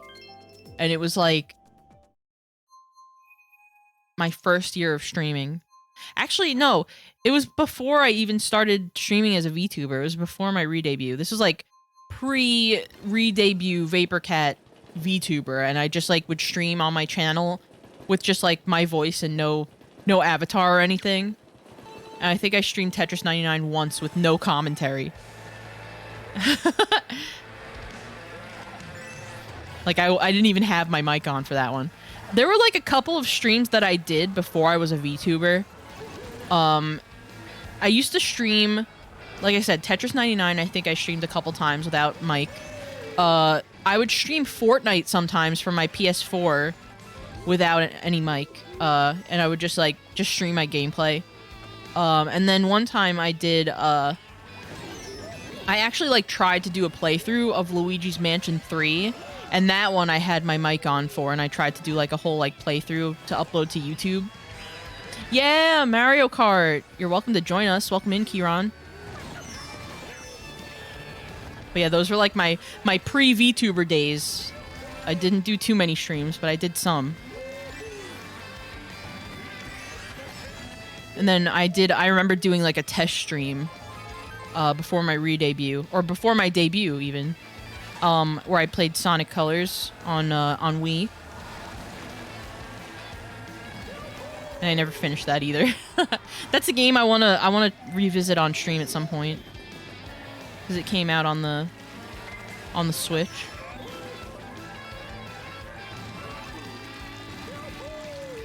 And I know it's a lot less janky now than when it first came out, because I remember there was like a lot of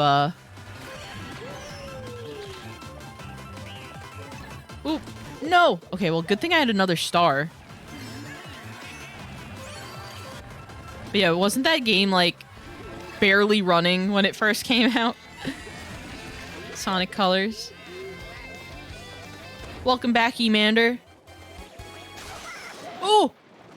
Oh wow, I would have been screwed if this was like before the update where they they nerfed the lightning. Which, thank God for that. Oh my god, that was like the worst when you'd be like flying over a pit and get struck by lightning. Go Seth Rogen, go! Winter, hello, welcome. How are you doing? Yeah, I'm playing as dabbing Seth Rogen tonight. Ooh, we haven't had anyone come in and say, did DK just dab? But you know it's gonna happen, at least once. At least once. That's like the vaporbobble stream bingo card. Like, that's like on it.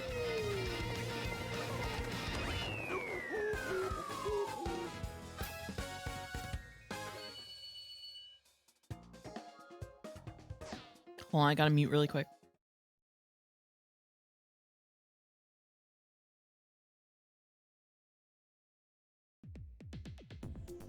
Alright, I'm back. Alright, going out on top. I have to hop off Mario Kart, but I'll still be here. Well, thank you for playing, Octa. And happy to see ya. Hooray! Yippee! We're going to Snowland. One more for me. Well, thank you for playing, Blur. Huey, thank you for the follow. Welcome in. Yippee! Yippee! I need that on my soundboard. I'm still working on my soundboard, by the way. I'm trying to figure out how I can fit it all on my touch portal. Because I have so many buttons on the first page of my touch portal. Yippee. Yippee. Well said, Dewey. But yeah, I have so many buttons on my touch portal. And I would want my soundboard to be, like, easily accessible with my expressions. But I don't think that's possible the current way I have it set up. So I'm trying to, like, think on it, how I would do it. So I have 2 pages on my touch portal. And like the priority buttons are on the first page, and then the second page are like the end of stream like macros that I use. Like the, you know, the raid message and the Oh my gosh, Huey Dullahan, thank you so much for the raid. Welcome in. How was your stream? What were you doing? Welcome, welcome. You're playing... Ooh, Link's Awakening, nice. Hope you had a fun time. Welcome, welcome.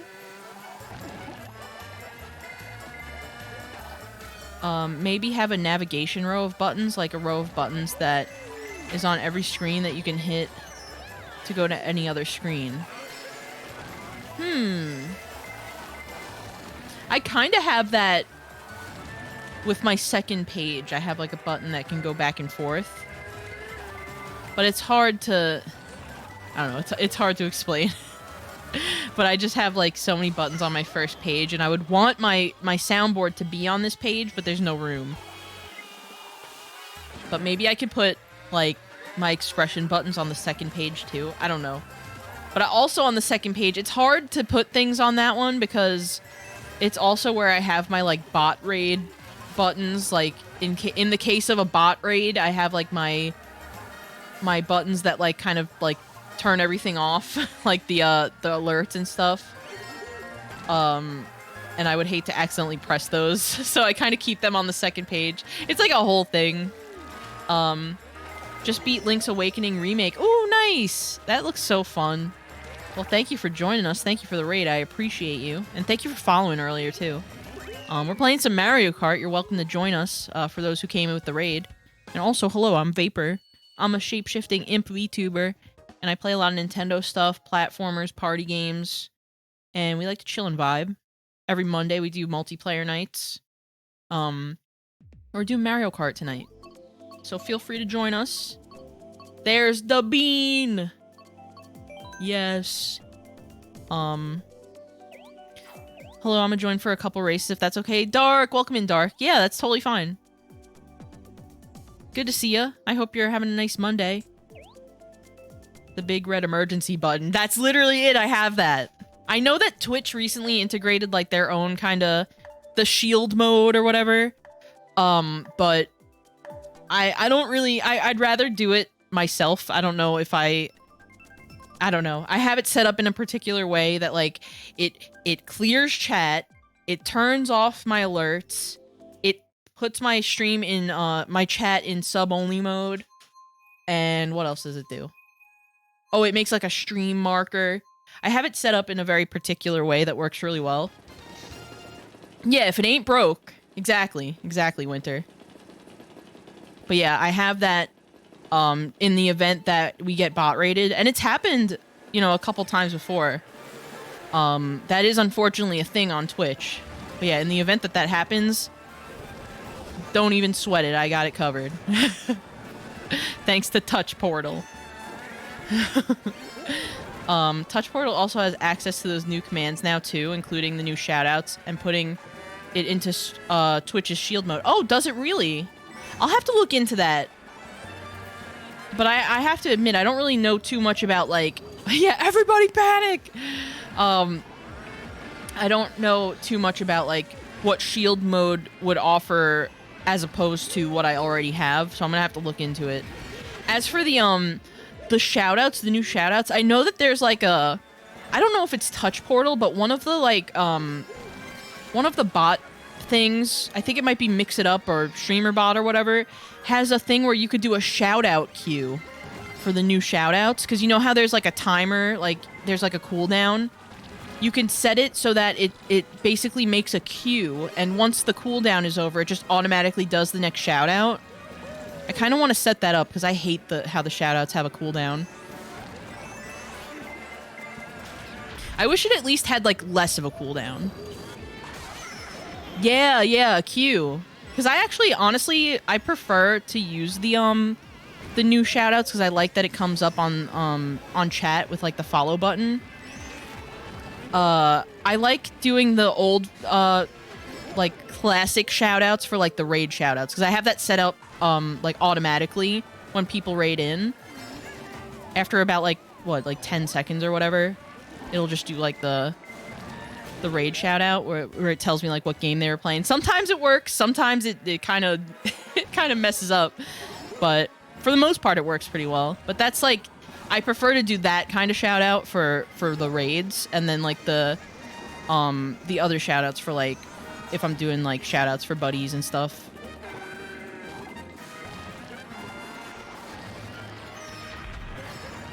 I can set something like that up in Touch Portal now that you mentioned it. I should do that and share it with you. Oh my god, Octa, that would be awesome. Oh my god. Definitely keep me posted with that because I would love that. What? Tommy says same. Yeah, we would love to have that because yeah, the shout out queue would be such a lifesaver.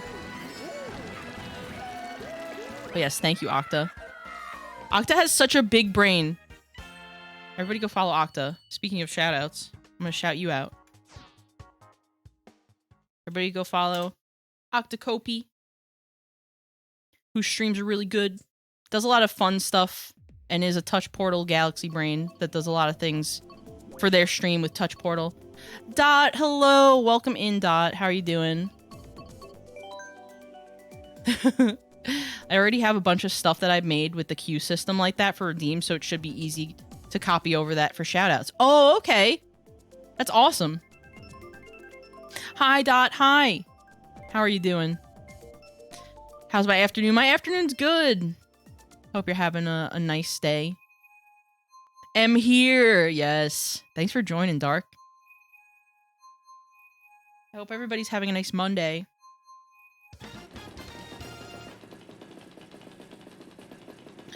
But yeah, I wish, honestly, if they made the cooldown for the shoutouts a little shorter, that would even be fine. It's like a whole minute and 30 seconds or something, right? And it's like, excuse me, Twitch. I have a lot of friends I want to shout out. Please. And then it's like the worst. Like, if you have like a short attention span and memory like I do, sometimes you forget, like, I'll try to, like, if there's like multiple people I want to shout out at the same time, I'll just be like, okay, I'm gonna shout out this person first, and then the next person will get a shout out after the cooldown. And sometimes I forget and I feel so bad. I think that happened a couple times. I was just like, well, damn. Yeah, it's the worst.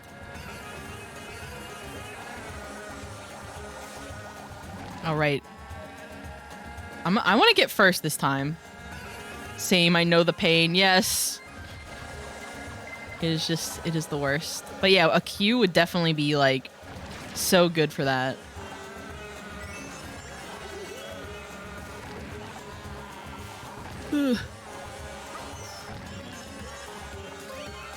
Ooh, you know what Mario Kart course I miss? It was kind of what was it? In Mario Kart Wii, the desert course in that one. And it had like a thing where you could go inside of like it was like a tomb where it had like sand that would fill up. I forget which one it was, but that one was pretty cool. There was like bats in like the cave.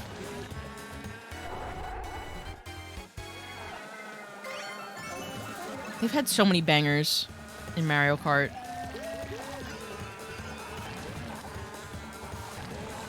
Mario Kart 9 is just gonna be like nuts. Like absolutely just, I don't know. I have very high expectations of Mario Kart 9. Maybe that's a mistake, but did you like the Mario movie, Vapor? Yes, I love the Mario movie. I kind of want to see it again before it goes out of theaters. Me and Tommy saw it on like opening day. And that movie was so good. Wait, is that a goo tank? Yeah, it's the Splatoon car. It's Ink. It was such a fun theater watch. I know, it was such a joy. It was like just a fun movie. Like the characters were fun. The setting was fun. It was just fun. It was a good time. Like, was it the best, like, standalone movie with, like, the most, like, enthralling world and story? Well, the story wasn't, like, the most, like, you know, extraordinary thing ever. But it was still just so fun. Like, it was a Mario movie. It was just good. Like, I really loved it. I want to see the Mario movie, but I can't go to theaters for a bit. That's fair. Mario movie was amazing. Story could have been improved, but I loved it. That's kind of what I'm thinking too. But you know what? It's the first of probably what's going to be like a trilogy. So the story is allowed to be like kind of mid, you know what I mean? In the first one. Like, because once the you know, the second one and maybe even third one come out, we're going to look back at the first one and be like, you know what? That's fine. Like, you know, it's kind of like a Shrek and Shrek 2 situation where Shrek 2 is, like, way better. But Shrek 1 is still a classic. That kind of thing, you know? You could tell there's going to be so many movies. Like, I bet there will be a DK movie. Yes! Oh my god. I feel like that, too. Like, I feel like they're definitely setting up for, like, a Mario cinematic universe where they're going to have, like, a DK spin-off series, too. And I would love that. I love Donkey Kong. If they did, like, a Donkey Kong Country movie, oh my god, that would just, like, make my life complete. If they got, like, David Wise on for the music, oh, please. Like, I'm going to that midnight release and buying 20 tickets. And honestly, Seth Rogen as DK is not, like, is good. Like, I liked it. So I could see that being enjoyable. David Wise is so good, I know. I love Donkey Kong Country music is, like, my favorite video game music ever. And that's why the soundtrack for Tropical Freeze is so good, because they got David Wise back to do the music for that one. Now, Cranky Kong's VA, on the other hand, I thought it was okay. Like, I get people's, you know, criticisms about that, but I thought it was fine. Like, they could have made him sound more like an old man. Like, I think people just have, like, the expectations of him sounding like he does in the Donkey Kong Country cartoon. Where he sounds like an old man, like, you know what I mean? But, you know.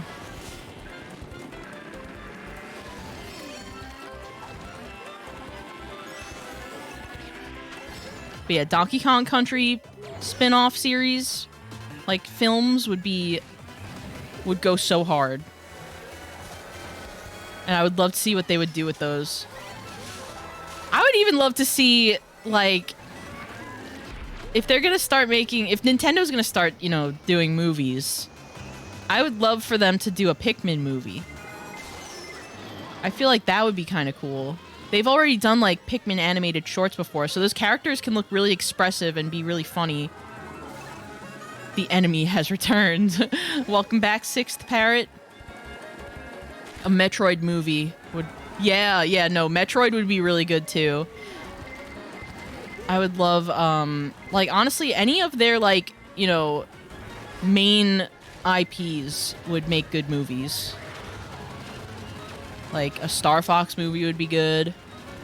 Freaking Splatoon movie would be good. There's so much you could do with, like, Nintendo movies. Yeah, Tommy said a Splatoon movie where there's lots of lore would be so cool. I want the yellow Pikmin to be voiced by Master Chief. Platypus Patterson, welcome in. I want a Splatoon TV show. Yeah, that would be cool too. Ooh, you know what I'm really excited about? Yeah, Star Fox movie would absolutely destroy the furries, especially if they included Crystal.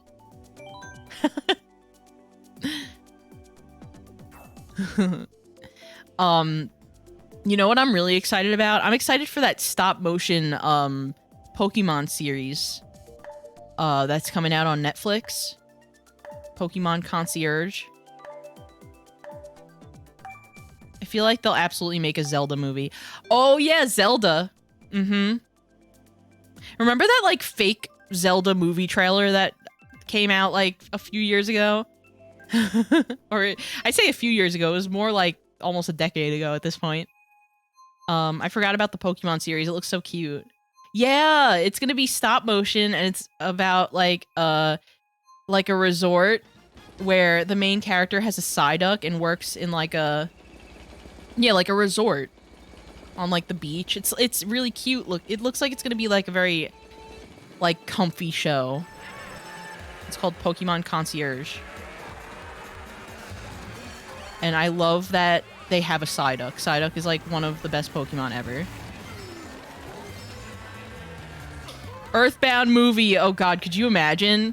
I think that would, like, break the internet if, like, an Earthbound anything was announced, but especially a movie. You know, and I'm just kind of, like, a casual when it comes to the Mother series. Like, I never even really, like... I played Earthbound, like, and never finished it, and I just kind of, like, respect that series as a thing.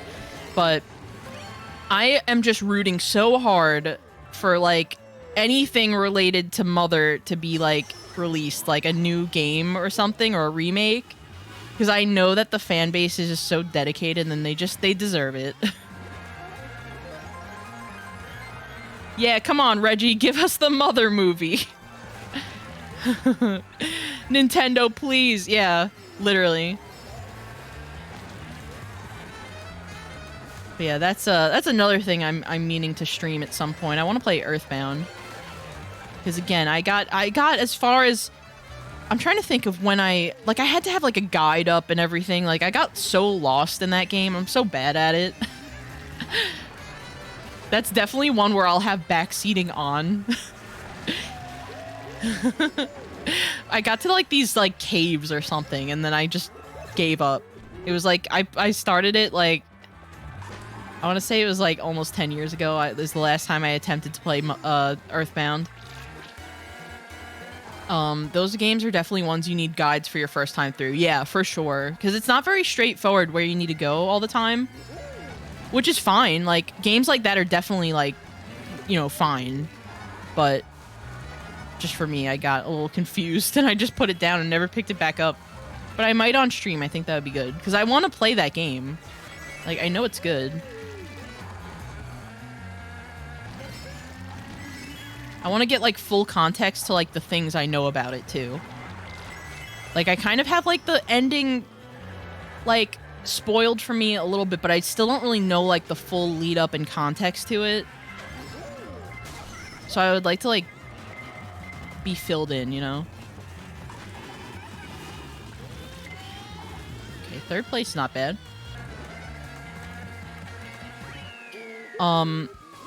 It's not always straightforward what you need to do, and it will punish you with powerful enemies that will kill you if you go in the wrong area. Yeah. It's not a Nintendo IP, but I feel like someday an Undertale movie or series will be made. Knowing Toby, he would be very careful about who he gives the rights to. I would love an Undertale series or movie. Oh my god, that would be awesome. God, I had the worst luck on that last lap. But yeah, Undertale movie would go so hard. I would love to see if they do an Undertale series, it would have to be in like traditional 2D animation. Like, it's just like one of those things. I feel like it's just like the most appropriate. Yes. Like, I wouldn't want to see like a CGI animated Undertale.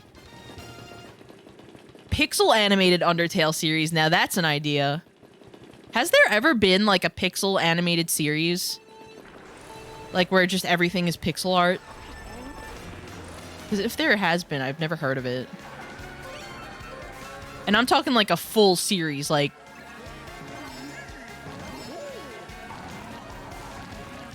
Yeah, that would be interesting.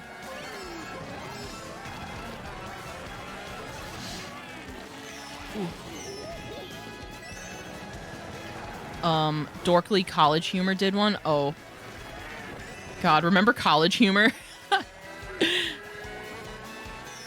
It's so funny because, like, it's called College Humor, but I feel like when I was, like, college age, I was, like, already over it. Like, my humor just, like, matured too much for College Humor. Like, that's, like, stuff to watch when you're, like, a teenager. And then they call it College Humor.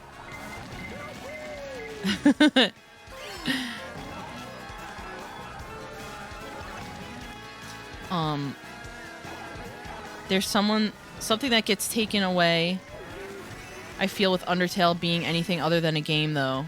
The only reason I say it is, like, because it's rather crude. True. That's true. It has, like, that charm as a game.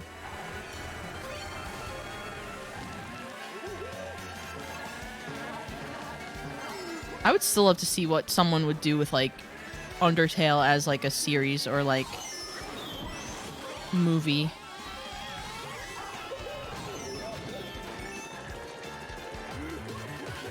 Oh, no! Oh, I can't wait for the next, for Deltarune. Oh my god. I hope that gets announced, at the end of this year. And as always, it's okay if it's not, because I know it's going to be awesome when it's finally out, but... Oh, I want more Deltarune! I want more Deltarune so bad.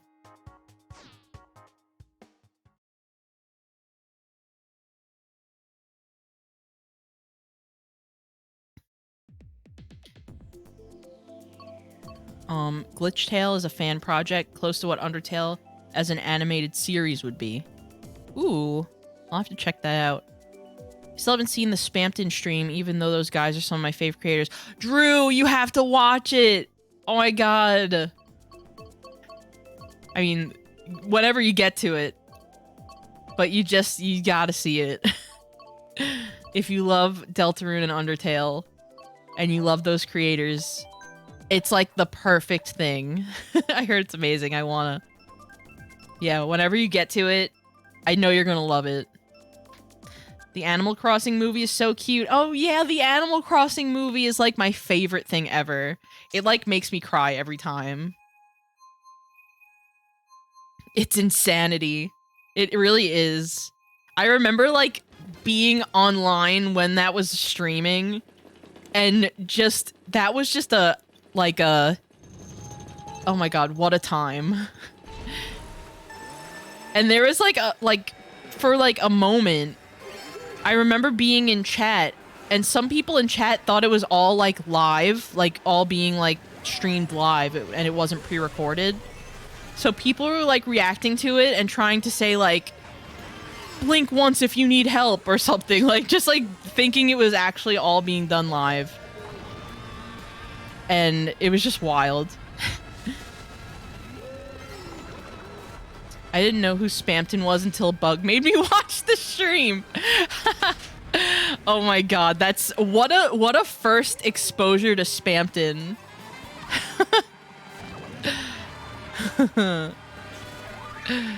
Oh my god. Dot, have you ever played Deltarune yet? It's so good. I know you've played Undertale. Yeah, Spamton is my favorite. I hope that we get to see more Spamton in the next chapters in Deltarune. I hope that we get like some more Spamton lore or something. No, Undertale was really hard. I couldn't beat it. Oh no. Undertale is very challenging. I feel like Deltarune may be a little easier. I don't know. I'm kind of thinking it is. As soon as I saw... Yeah, I knew he was iconic. Spamton, like Jevil, I believe, are confirmed to their chapters. Are confined to their chapters, okay. I hope we're proven wrong. I want to see more Jevil and Spamton. Deltarune is easier overall. Make side-eye at Jevil. Yeah. Unless we're talking about, those guys. But I feel like Deltarune just has, like, an easier flow to it. Overall. Yeah, the Deltarune normal fights are easier. I just love Deltarune. I want to, like, stream Deltarune Chapter 1 and 2 again. Because those were, like... Oh my god, I was so annoyed. Like, when I first played those on stream, my VOD for Chapter 2 got, like, messed up. And I was just like, well, damn. Like, my audio is all, like, wonky for that part. Like, Chapter 2, Part 1. And I've just been thinking to myself, like, since then, like, well, I'll stream it again eventually. I may do it this year. I know I'm definitely going to be streaming Undertale again around, like, fall, like, Halloween. I'm making that a tradition that I do every year. I want to make it, like, a thing where every Halloween I play, like, the evil route in Undertale, and I try to beat Undyne and Sans even faster every time. Because last year was the first time I ever beat Sans myself. I'm very proud of that. I have that gamer trophy on my shelf that I beat Sans Undertale. But I want to try to, like, do it even faster this year. I remember that stream was so fun. Yeah, it was such a long stream. I remember I took, like, it was like 4 hours to beat Undyne and 4 hours to beat Sans. Because that, honestly, that playthrough is not long at all, but, like, those boss fights are what make it long. Sans took me a week my first time. Yeah, I remember, like, that experience was, like, the universal experience when the game first came out. I remember being on Twitter and seeing my friends, like, oh my god, this boss fight, though. And just, like, a week later being like, I finally did it! So it's like, it's funny, like, but it's one of those things, like, you could definitely, like, practice it and kind of because it has like a flow to it, and I was like, something clicked at the end, and I was able to do it. But that was just I was very proud of my accomplishment. That's a very very hard boss fight. You were filled with determination. Yeah, I was. I was being stubborn too. I was like, no, I'm doing this. I want to do this in one sitting. Because the year before, I did it in 2 streams. Because I was stuck at Undyne, and I was like, all right, kind of hitting a wall with it, you know? And I was just like, all right, I'll just, you know, I'll end for tonight, and we'll pick it up next time. And then I was able to get all the way to Sans, and then I had Tommy beat Sans for me. And that was that first year that I did Undertale. But I want to try to optimize it more and more every time. I don't think I'll ever get to the point where I can like speed run it or anything. Like, let's not get too crazy, but definitely I want to try to beat my personal best every time, you know?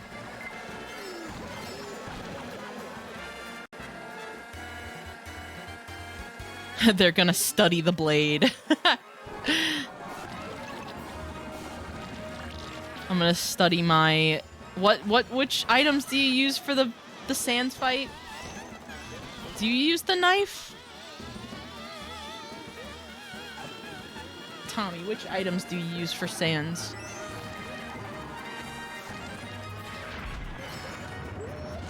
Tommy for gore. I think it's the knife and then some other thing. Oh, the frying... Yeah, the frying pan. So I'm studying the pan. I think it's the frying pan and the tutu or something that are like the best items to use.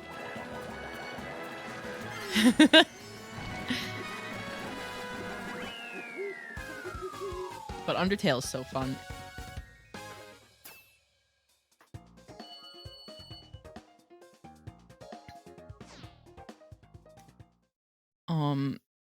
But yeah, I hope this year is the year we get more Deltarune. Cause it's, you know, it's been how long? When did the last part come out? That came out in 2021, right? So it's been almost 2 years. I gotta stop playing now, but hope to come back later. Oh, well, Dark, thank you for joining us. And I'll see you around. Toby is one of the few writers that can make me laugh consistently. I know. That dude's wild. Just that person's sense of humor is just, like, the funniest ever.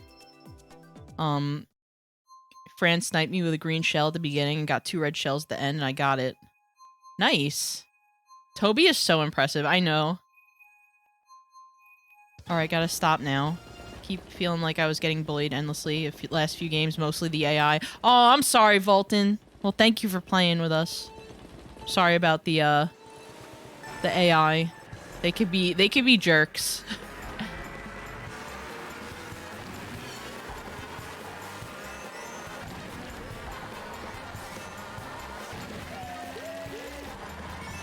I still think about how in the Mario movie it's like the Donkey Kong monkeys that have the Mario Kart technology. That was just the funniest, most nonsensical lore thing that they established in the movie, in my opinion. That they just have this big workshop of Mario Karts. And it's like part of their culture. Like, they just have that. Like, what a way to, like, write in Mario Kart. I thought that was very, like, funny, but also, like, creative of them.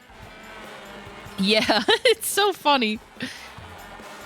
And I think the Mario Kart part of the movie is just, like, one of the most fun parts of the movie. To watch. Very, like, visually just fun to look at. I know it was out of left field, but somehow it worked really well. I know they pulled it off. It was like, it was so silly, but like it was believable. You're just like, oh yeah, okay. You know, like, it's presented to you in a way that's like, yeah, by the way, they just have this. And you're just like, oh, fine. That makes sense. Like, it works. Oh, I say Mario like your mom does. Yeah, I say Mario like I do because I grew up in New York. And a lot of New Yorkers say it that way. Especially my family, just all my life I grew up around my family saying it like that. And we knew a Mario, like personally, a family friend who owned a restaurant that we used to go to. So that's like how they would refer to him.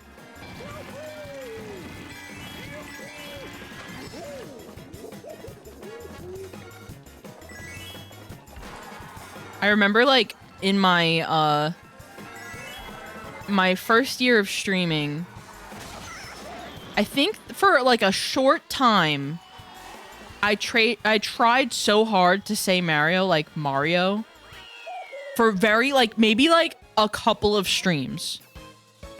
And then I gave up. I was like, this feels weird. I can't do it. I was trying to because I was kind of like self-conscious about it. And I was just like saying like, yeah, tonight we're playing Mario Kart. I think it was like one stream and I gave up. I was like, screw this. I'm gonna say it how I say it. I love how they explain the classic Mario voice. I know, I look, that movie is so good. I know that some people in chat may have not seen it still, so I'm not gonna go too deep into like the spoiler talk, but it is such a wonderful movie. Oh yeah, also, Tommy and I actually on Tommy's channel, !Tommy, did a stream where in the beginning of his stream we kind of like had like a podcast style talk about the Mario movie. So if you want to see the spoiler talk that me and Tommy did, what was it, like last week? Go check that VOD out on his channel. It's also up on his YouTube, which I think is just it's Tommy Fox as well.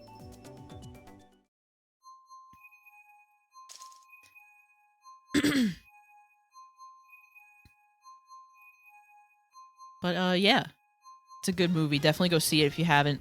Spoiler, they eat the spaghetti. So true. Thank you for tagging that spoiler. That's a big spoiler. I think they do eat spaghetti though in the movie.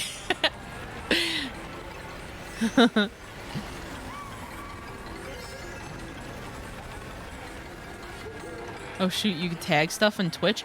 I wish you could. I was joking, but like I do wish they had spoiler tags on Twitch in chat. I think that would be very useful. Kind of like the way that Discord does it. There would definitely, you know, those would get a lot of mileage.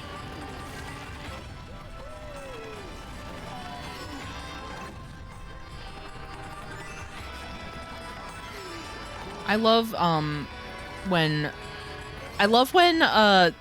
things have, you know, spoiler warnings and like content warning, like you could post that without it being too like difficult to like format. Like it's like built into the thing, you know? I feel like Twitter is finally catching up with that stuff, and now they have like the sensitivity, like sensitive content like blur filter that they have. Like it took them like so long to finally add that.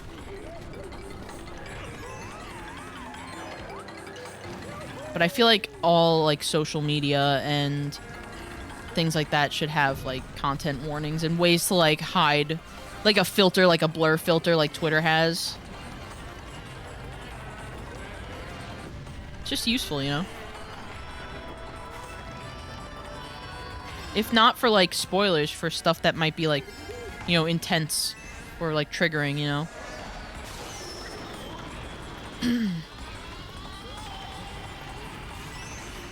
When the new Zelda comes out, I might actually go radio silent on Twitter for a bit. I don't want the game ruined for me. Oh yeah, with games coming out and spoilers, yeah, be careful. Whenever like a new game comes out, I usually just like mute a bunch of keywords and try to like stay off of Twitter.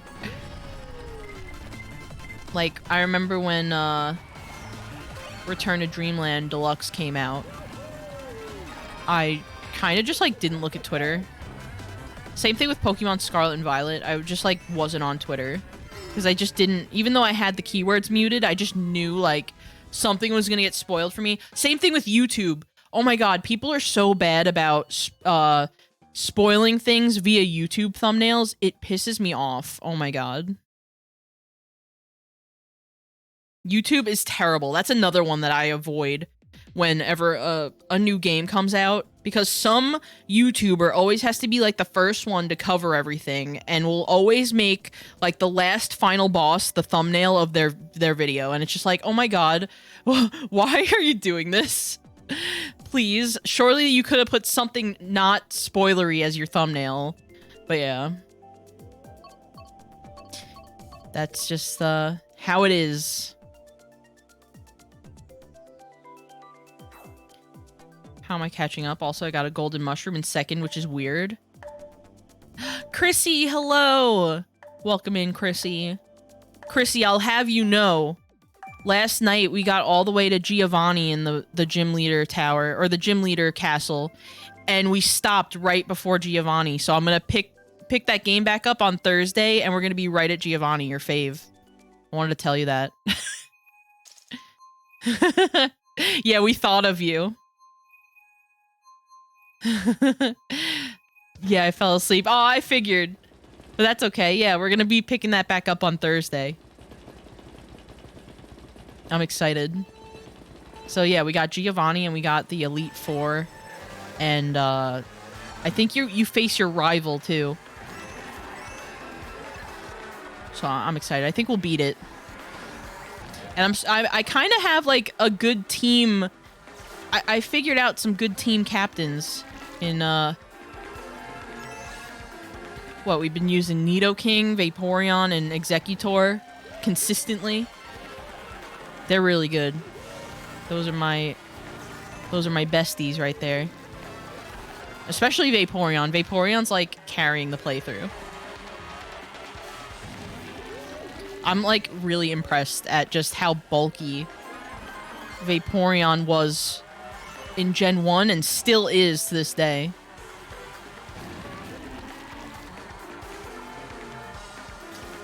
It would be funny to have a redeem for fighting Giovanni where it brings up a random Meowth fantasy about him.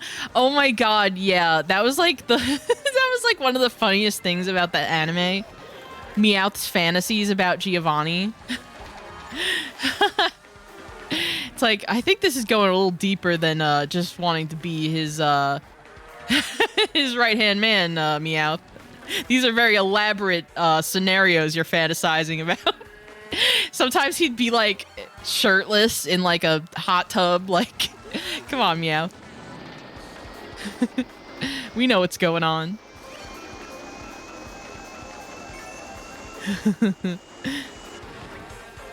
Meowth needs Arceus.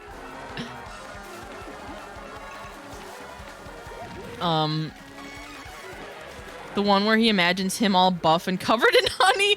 Oh yeah. Yeah, it's like, okay.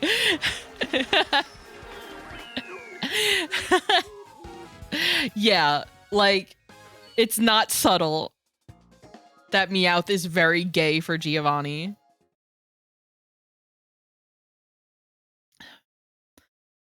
Anime will have the two main characters in wedding outfits, and they say stuff like, I always wanted to be in your closest platonic friend. Oh yeah, like the Sailor Moon cousins thing. With, what is it? Sailor Uranus and, Mercury? The cousins, yeah, they were written as cousins in the dub, but they're like lesbians in the actual version. Sailor Jerry, yeah. But it's, yeah, they're gay. Yeah, English dub said no lesbians allowed. They fixed it in, like, the redo of the dub, though. They did, like, a new dub of Sailor Moon a while ago where they actually just kept it the same. But in the, you know, the Deke, like, 90s Sailor Moon. Or I think at that point it wasn't even Deke anymore. when those characters were introduced, they were like, they passed it off to like a different dubbing company or studio, and they made that decision to make them cousins. And it was just like the scenes where they were like staring lovingly at each other just felt so weird. When they were calling each other like yeah, cuz, like, ew. Like, you just made it weird. You didn't have to. They made it worse. I know. But that's just a thing that has been left in the 90s, thank God. Because, oh my god, that is just so weird. But yeah, those characters are lesbians, and that's that. But it's like, yeah, back even like a decade ago, they would censor stuff like that. I mean, even in some countries with like Steven Universe, they censored Ruby and Sapphire, where they like edited Ruby to be more masculine and be like a boy, right? What country was that did that? But I know that happened in somewhere. And it's just like, wow. Yeah. Like, they couldn't have that. I think that episode was like banned in some countries too, because they got married and they're girls. Like, God forbid.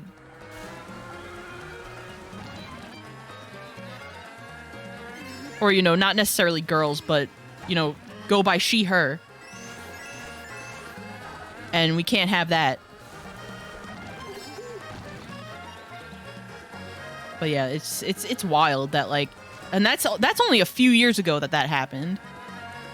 So it's wild that things like that could just be censored when they're so harmless. But, you know, for some people it's not. For some people it's like the worst thing ever. Deke shows were a variety of cheese that only boomers are capable of. I love it when they edit out violent things too, like in Yu-Gi-Oh, where anyone that has a gun, they drew an empty hand pointing. Yeah, I love that, actually. And then there's like one character in like, what, One Piece that has a lollipop instead of a cigarette. It's just like...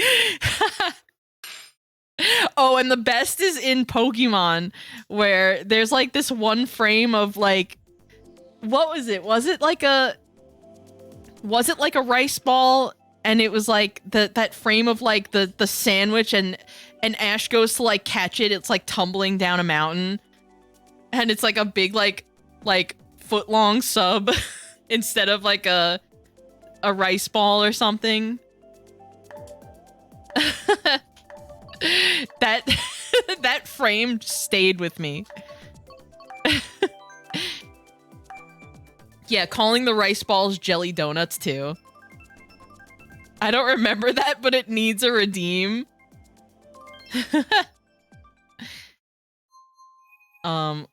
Let's not forget the Yu-Gi-Oh! Anti-drug ad. What? That sounds like a fever dream.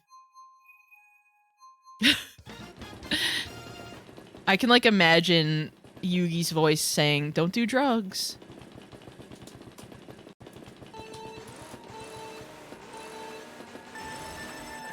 Hang on, I'll grab the link. It was Yami. I'm gonna have to watch that later. Oh my god. I don't know if we should watch it on stream because of copyright stuff. But I'm definitely gonna, like, look at that later.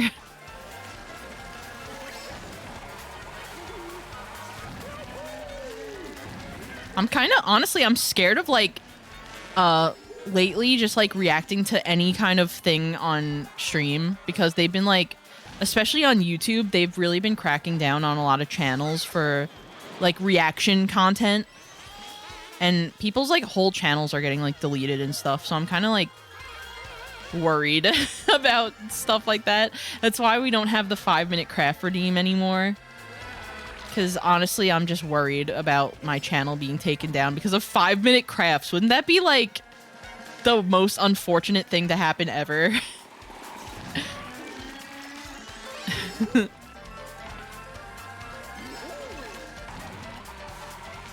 I know, it's so bad.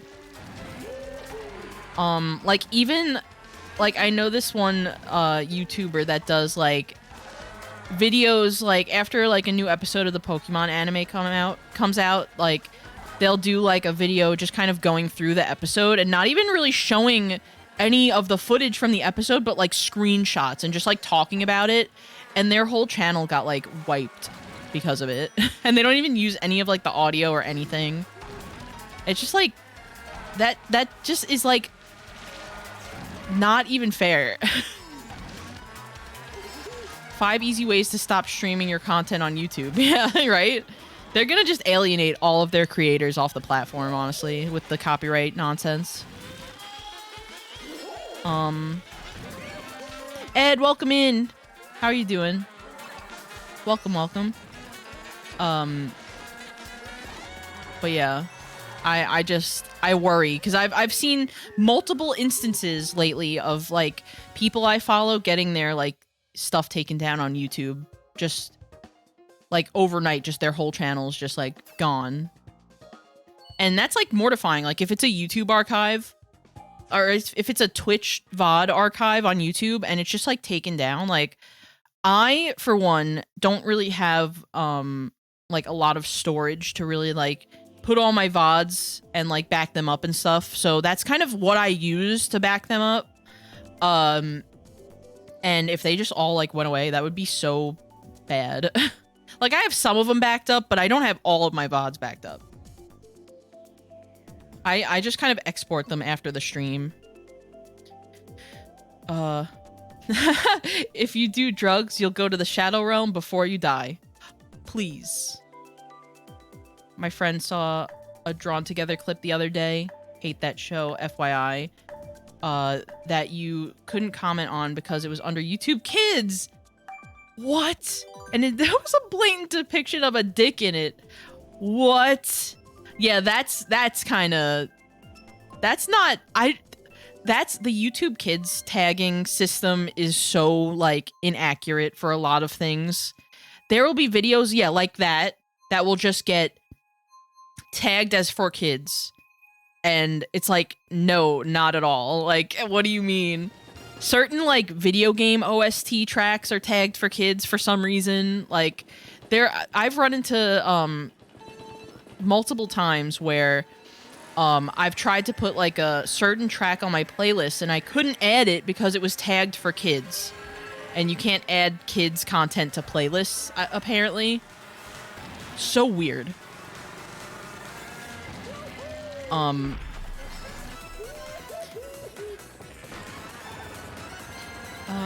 Chase, welcome in. How are you doing? Good to see you. Yeah, it's very sus.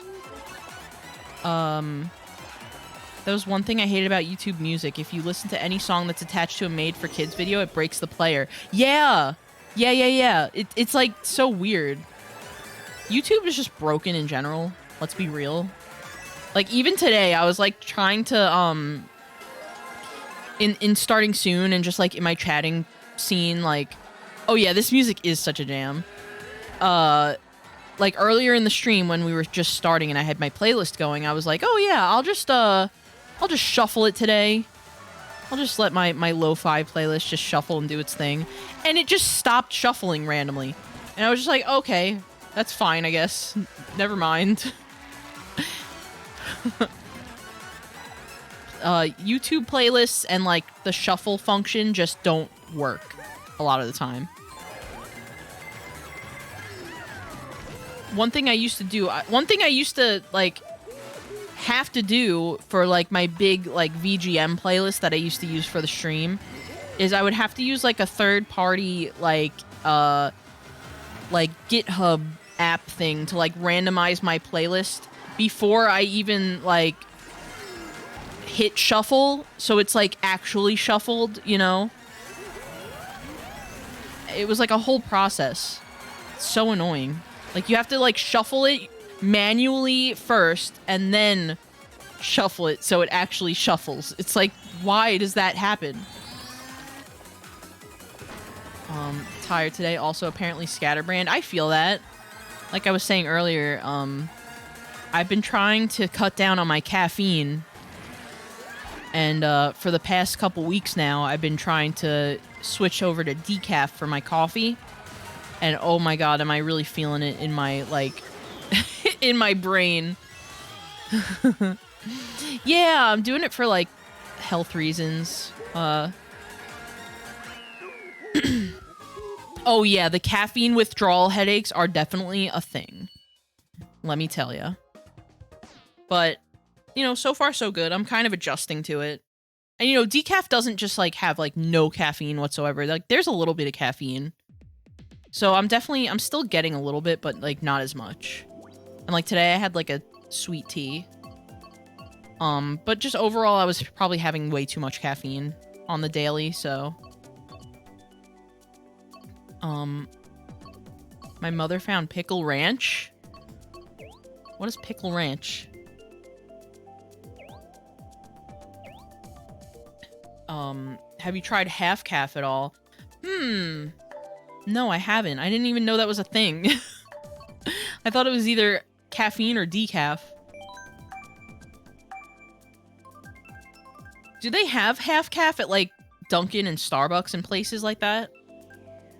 I never thought to ask. Jaden Murpaw, thank you for the follow. Welcome in. Oh, pickle flavored ranch by Hidden Valley.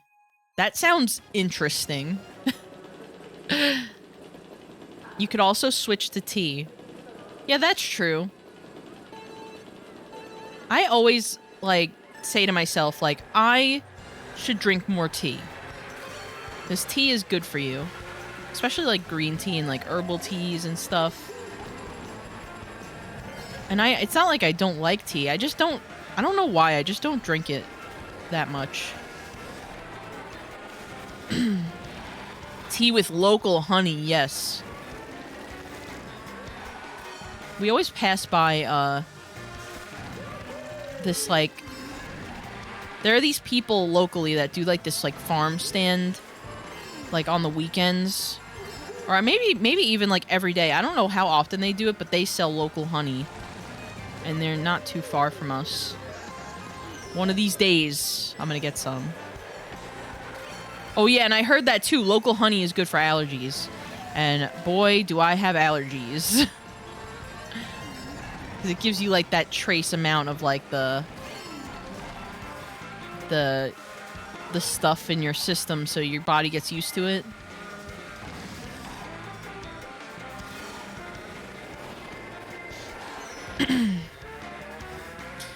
That tip I heard about the local honey for the first time blew my mind. Yeah, me too. I remember hearing about that and being like, what? I guess that makes sense. But, wow.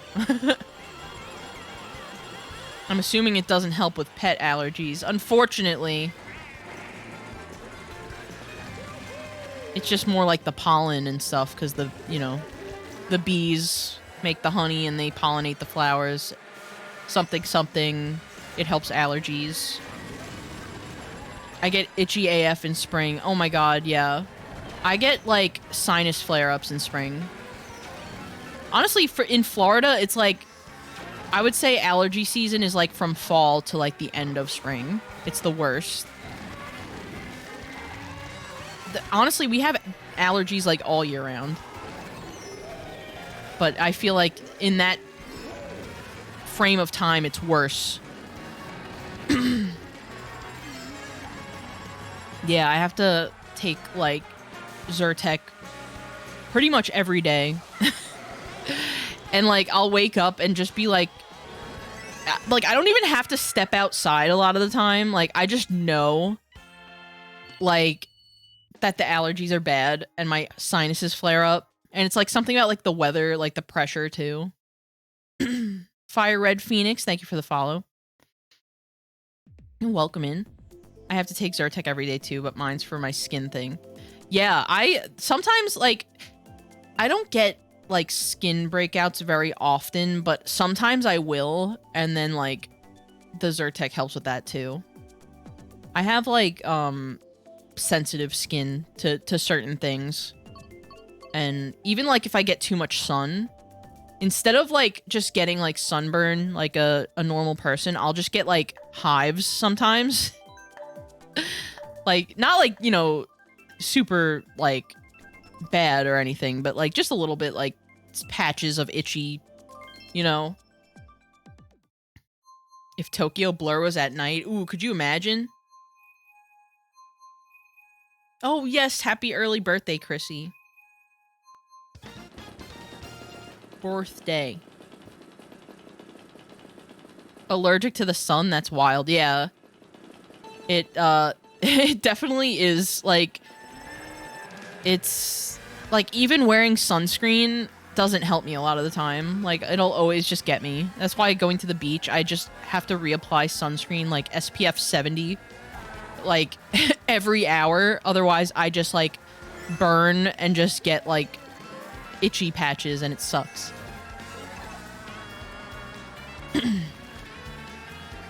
Oh yeah, if there were day-night options for the courses, ooh, that would be a fun thing to have in Mario Kart 9. That would be an easy, like, an easy new thing to implement in the game. Your brother's similar, it needs high SPF. Yeah, I have very, like, fair, like, very pale and fair skin. Like, and when we go to the beach, I don't tan, I burn. And like it's to the point where like I can like feel it like as it's happening. The sun can be so rude, but I still like the beach. I do like the sun. I do like getting sunshine. My skin just doesn't like it.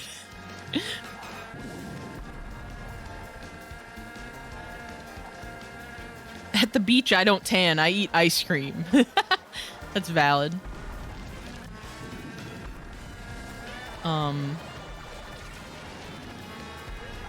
All those allergies are valid. I'm allergic to SpongeBob's boss, like a coward. Oh, crabs. Yeah, shellfish allergies are quite a thing.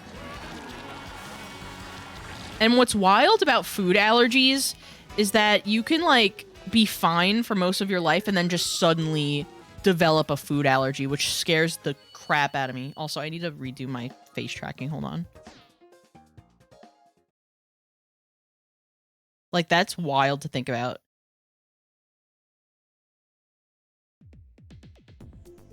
I don't think I have food allergies. Or if I... Oh, well, I can't... I can never tell if I have an allergy to pineapple or if I'm just like... Because I know pineapple is just very acidic and it'll make your mouth burn if you eat too much. Or it'll make your mouth tingle. But I don't know if that's like an allergy thing more so than it's just acidic. But whenever I eat pineapple, I feel like that's like the closest I feel to having like a food allergy thing.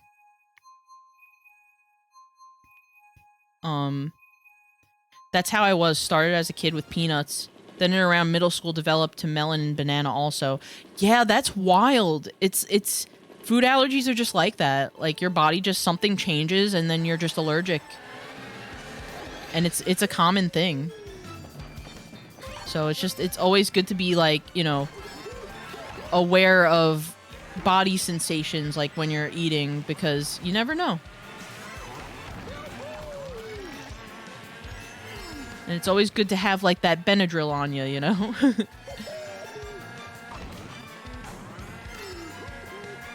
Pineapple has enzymes in it that break down foods.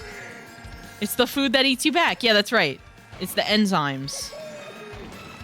But yeah, it's very uncomfy if you eat too much pineapple. And I love pineapple, so it sucks. But it just makes me feel weird. Pineapple is the GOAT. Yeah, pineapple's delicious. And I love, like, pineapple-flavored things, too. Pain-apple. Yeah, that's what they should call it.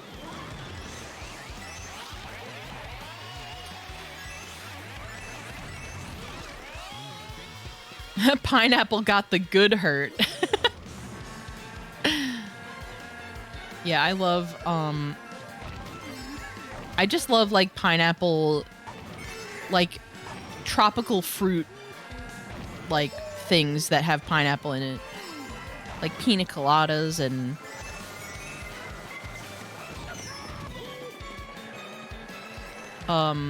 Vapor, have you heard of the Lone Star tick? I have not. What is that?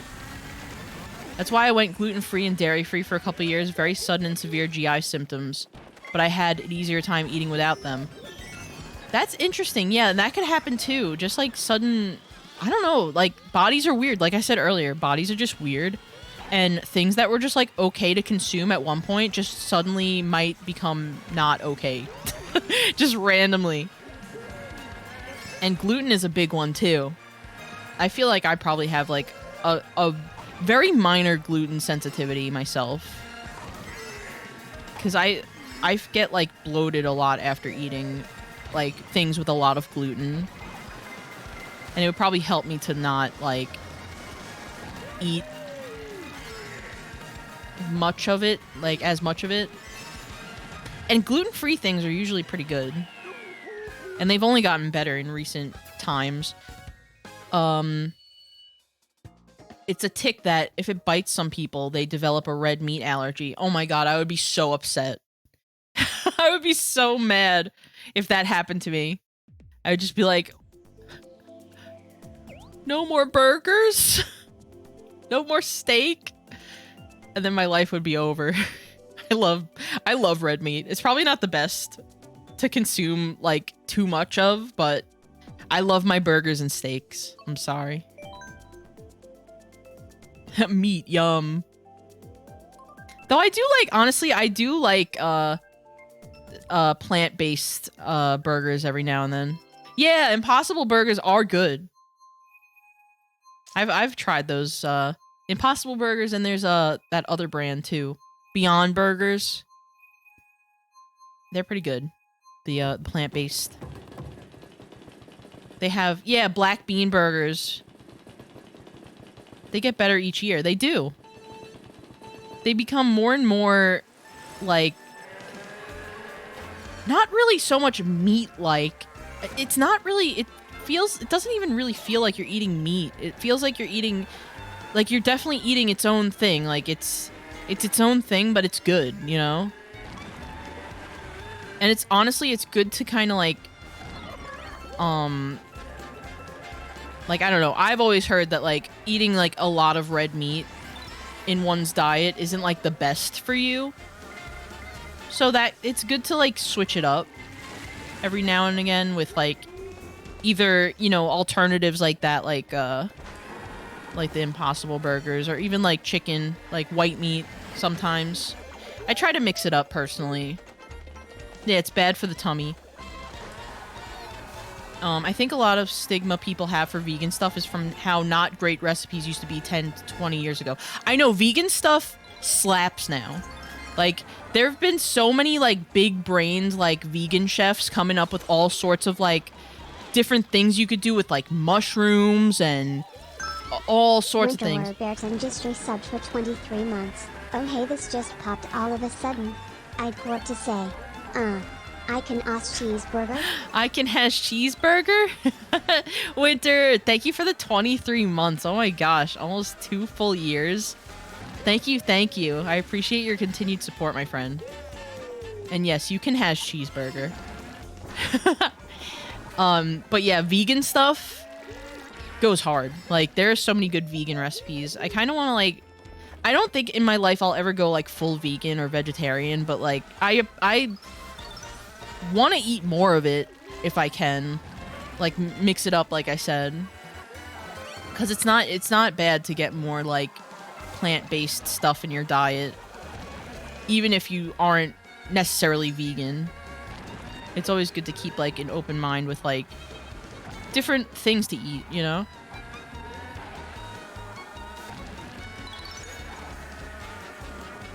I'm also eating a burger right now. Oh, nice. Making me want a burger. I mentioned this the other day on stream, but me and Tommy recently found, like, a restaurant near us that has, like, the best burgers ever. And we're so happy. We go there a lot. And they're open kind of late, so it's awesome if we want to go grab like a late dinner. I've never tried seitan, but I want to at least once. So when I say I have, people will think I've eaten Satan. I've never tried it either, but I've heard of it. That's that stuff that's used in a lot of like vegan recipes, right? I could easily go vegan, but the only big thing I'd miss is cheese. Non-dairy cheese substitutes just aren't there yet. I agree, Winter. I definitely agree about the non-dairy cheese, but I feel like we will get there at some point, and then it would just be so easy for a lot of folks to go vegan if they just had better vegan cheese. Because cheese is a big one too. I love dairy. I shouldn't eat as much dairy as I do, but love my mozzarella cheese sticks, my string cheese.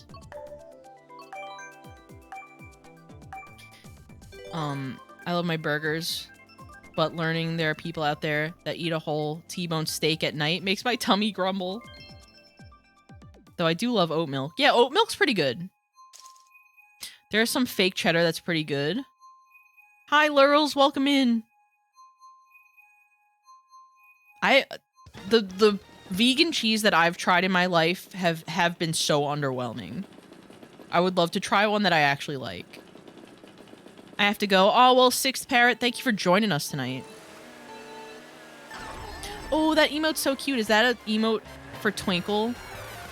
Super cute.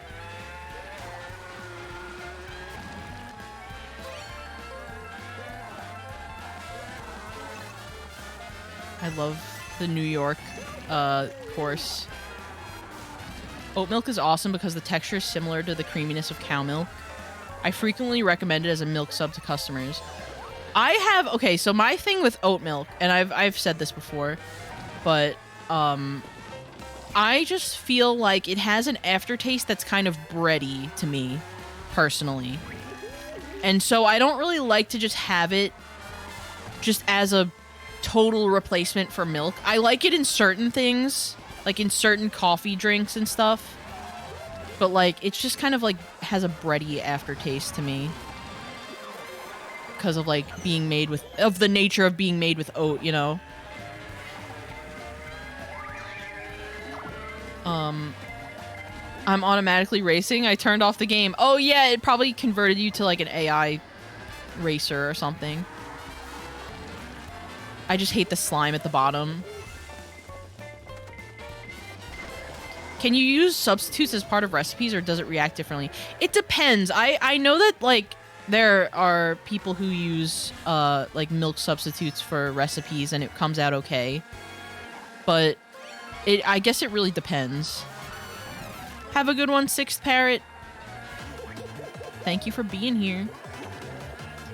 But yeah, I guess it really depends. Like, one time I tried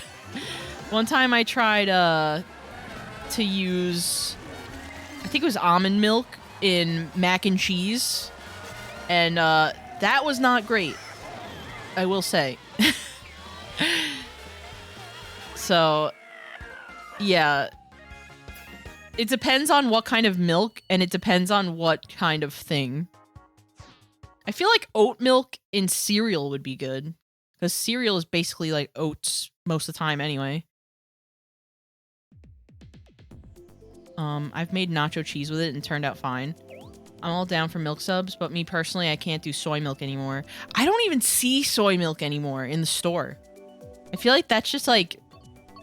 That was like the one that started it all, and now I just never see it. I always see like almond milk, coconut milk, lactose-free milk, which lactose-free milk is... That's what I get, because I have like a milk sensitivity, so I get lactose-free, and it's good.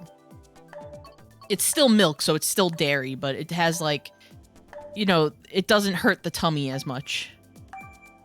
I was racing, so I couldn't type, but it was a Twinkles emote, yeah. It's so cute! And thank you for joining us, Laurels. Lactaid, great stuff, yes, it is. It is a lifesaver. Love lactose-free milk, but it's like $7 for 2 gallons. I know, it is. It's kind of pricey. Honestly, a lot of grocery things are going up.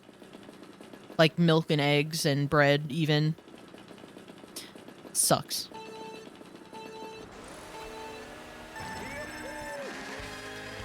But it's just how it is. But yeah, especially eggs. It's just that time, I guess. Yeah.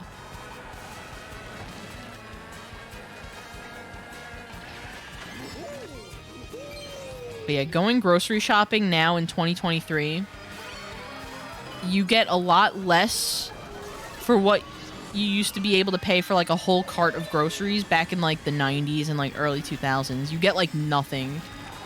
Like if you go into a grocery store with $200, you come out with maybe like a few things. It hoits, it does. Like you used to be able to get a lot more and just kind of like pack your fridge for like a whole week at least. And now it's like, nope. Because, like, even just, like, you know, your essentials, your milk, bread, eggs, that by itself is, like, what, like, $15, $20 sometimes? Like, and then to get any sort of meat at all, like steak or ground beef, like, that's another, like, $30 sometimes. It's, like, it's wild how much food is. That's why it's like people say that it's like cheaper to eat out than get groceries, and in a lot of cases it's true. Like I will say, I increased my food budget and I still get less than before. Yeah, it's wild.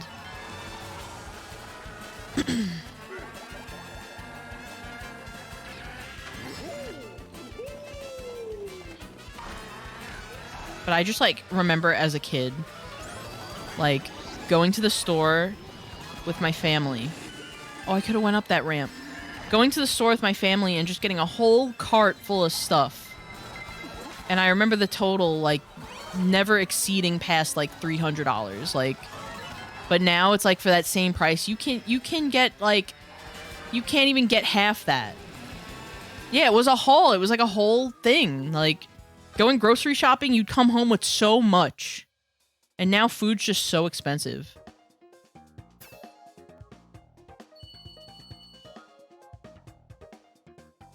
A 400 points. Do I have the crown now?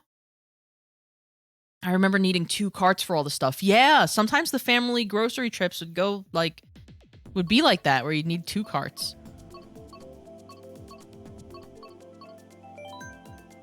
But that's like, you know, it's how it is. It's how the world is. Just things, you know, the inflation of everything, like prices, just goes up every year. I can get groceries for a long con weekend, and what set me back 42 years ago was 70 this year, and I had to go back and reevaluate. Yeah, that's like $30 more. That's like a lot. Just for like the same stuff.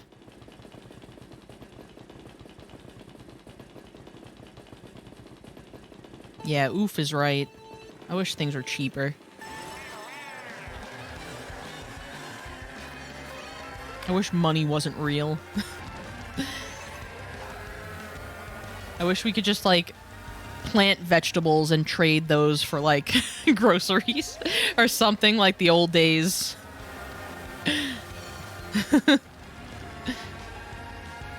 Like Stardew Valley or something. That reminds me, I need to play Stardew Valley. I have it, technically. I haven't gotten on it yet.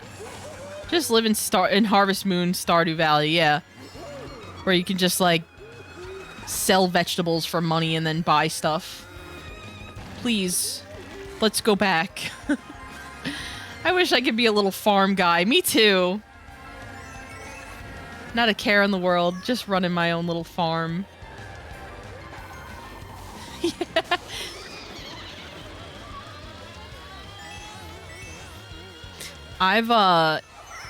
I've never played Harvest Moon either, believe it or not. I've always been like an Animal Crossing guy. and I just never got into Harvest Moon for whatever reason. I've always known about it, and I've always liked the art style and aesthetic of it. Just never got into it. I want to play Harvest Moon. I know I'd like it. Yeah, that's kind of where I'm at with it.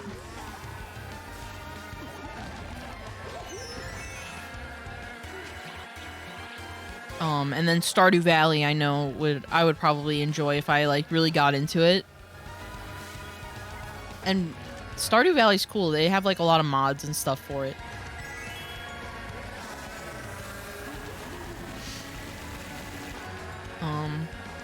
I just started the Minish Cap yesterday, and because I didn't initially grow up with the games and missed out on its release, I just learned who the Minish are, and now I'm obsessed with them. Yeah, I don't really know too much about Zelda myself.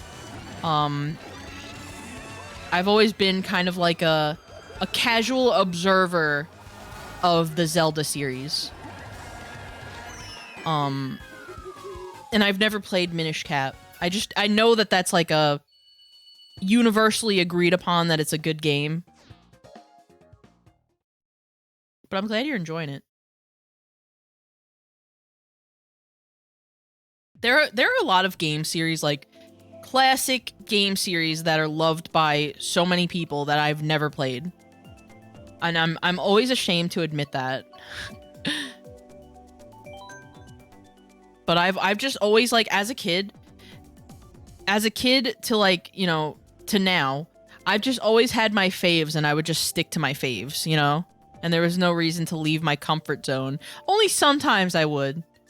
And the occasional, like, times that I would work out for me. But just in general, I just play the same games over and over again every year on repeat for the last 31 years.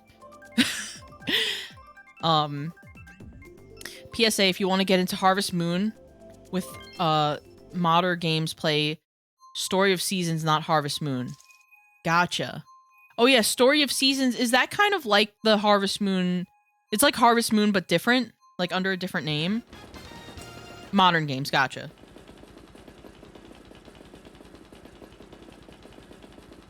Yeah, thank you, Lurls. I'll keep that in mind.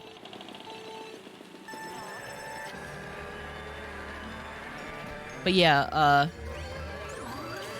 I've always been like a funny cartoon platformers guy, you know? And I like my little puzzle games with the cute mascot characters, like Puzzle Bobble and stuff like that. Those are the games that I'm typically drawn to. I've always loved racing games, like Mario Kart, but also like Cruisin' World, Cruisin' Exotica in the arcades. I love those. So I have like a certain kind of game that I'm typically drawn to, but I don't really stray from my comfort zone with games too much. And I always feel like bad about it, and I feel like I want to like branch out more and try more things. Because I just like playing games. But there's like so many, like, oh my god, so many, I can't even name all of the series that like would come to mind that I know people like that I haven't played. Like just slept on them for whatever reason. Love game. Yes, I do.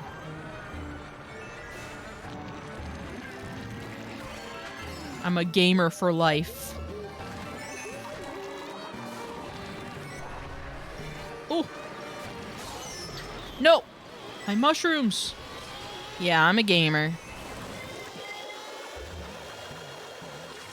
Ooh! It definitely helps to talk to friends who prefer certain genres to get recommendations from them. Yeah, and I like how, another cool thing is just following your buddies on Twitch and, like, seeing them streaming a game, like, that you'd, like, never heard of, or, like, you wouldn't, like, you hadn't tried yet, and you've been curious about it, and then you finally see your friend playing it, and it's just like, oh, this is actually cool, I want to try this now. Like, that's another cool thing about, like, Twitch and being on Twitch with friends. Like, I love that. That's happened to me like a few times. Where like a game that I have seen around but haven't played it myself, but I've been kind of curious about it. I'll see someone playing it and then just be like, oh, I really want to try this now, actually. I miss being able to see what streams my friends were watching. Oh, yeah, that was like a... I forgot that was a feature. I never had that on. I never had that enabled for me. But I did see sometimes, like, people being online on my end, like... And I thought that was funny. Like a status update. That happened to me with Inscription. Oh, yeah, Inscription was one of those, too. Where, like, I heard about it, and then I saw everybody playing it, and I was just like, wow, that's pretty cool, actually. I might check that out at some point. Maybe I'll stream that one. Because that's kind of like puzzly. Like, puzzly card game. Like, it's cool. Like, it looks really cool. Interesting. I finally went back and finished it up a couple weeks ago. It's so good. It's up there in my favorite games now. Ooh. That's high praise. Yeah, definitely Inscription is on that list. Have you played Outer Wilds? No, I haven't. That's another one that I know so many of my friends love Outer Wilds. And at some point, I'll probably check that out. My friend loves Outer Wilds. Yeah. I know it's a good game. I know I would enjoy it.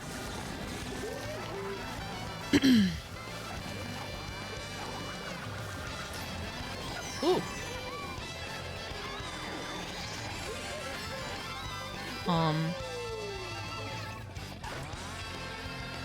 I have picked up, put down games on my wish list from Twitch. Seeing real gameplay is much better than a review. The downside is that if I decide I want the games, I usually stop watching the stream to avoid further spoilers. Oh, I feel that, Razmal. I feel that. That's kind of how I am with things, too. Like, I'll check out a game if I'm curious, and then when I decide, like, oh, I actually want to play this, I'll probably, like, dip out. But that's just how it is. I feel like, you know, a lot of streamers never take that kind of thing personally. Like, if you want to avoid spoilers for, like, a story-driven kind of game, I mean, I know I don't. I know I'm always like, yeah, go do your thing. You know, take care. Like, enjoy the game. Like, I never take it personally. I think it's fine.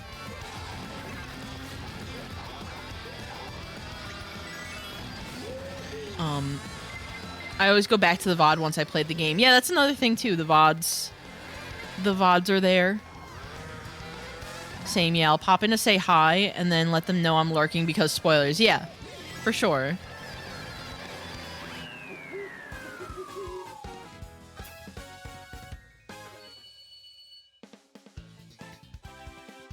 Wow, now that, Sixth Parrot isn't playing anymore, I have, like, just a bunch of points. And I think I have my crown. Yep. Crowned. Because, yeah, I couldn't... yeah, I'm the top dog now. I couldn't beat that person. Or top imp. Yeah. True. Vapor dog when? Could you imagine? Yeah, crowned. Yeah, Lurls gets it.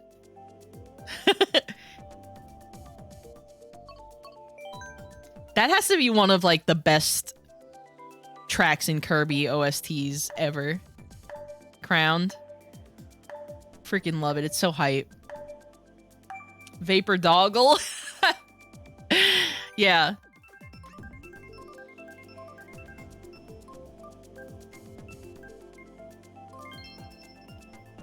Vaporbobble. I like that.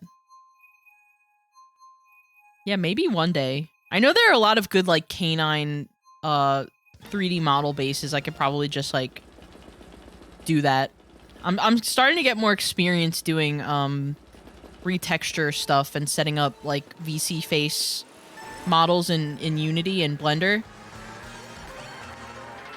I think I could easily just make a bunch of base model forms of myself. It's fun, too.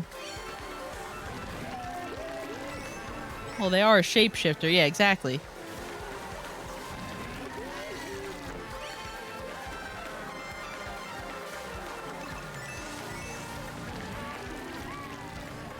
One thing I want to try to do soon, because I have I have a trial of Substance Painter for the next like couple weeks, and I got the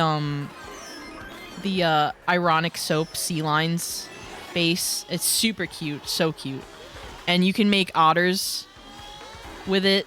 And I kind of want to do like a version of Vapor Otter on that base. I think it'd be cute.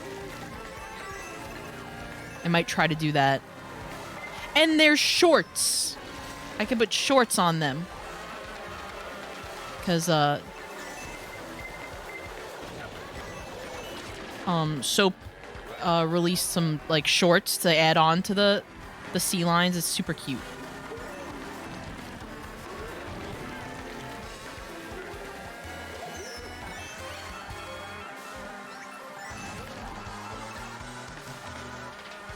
But I know that there's good canine.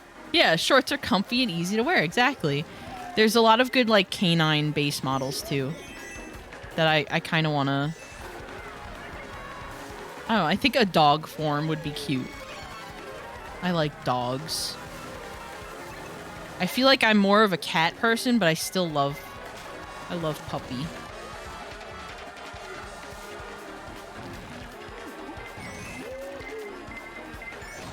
Ooh! That shell, like, pushed me over the finish line.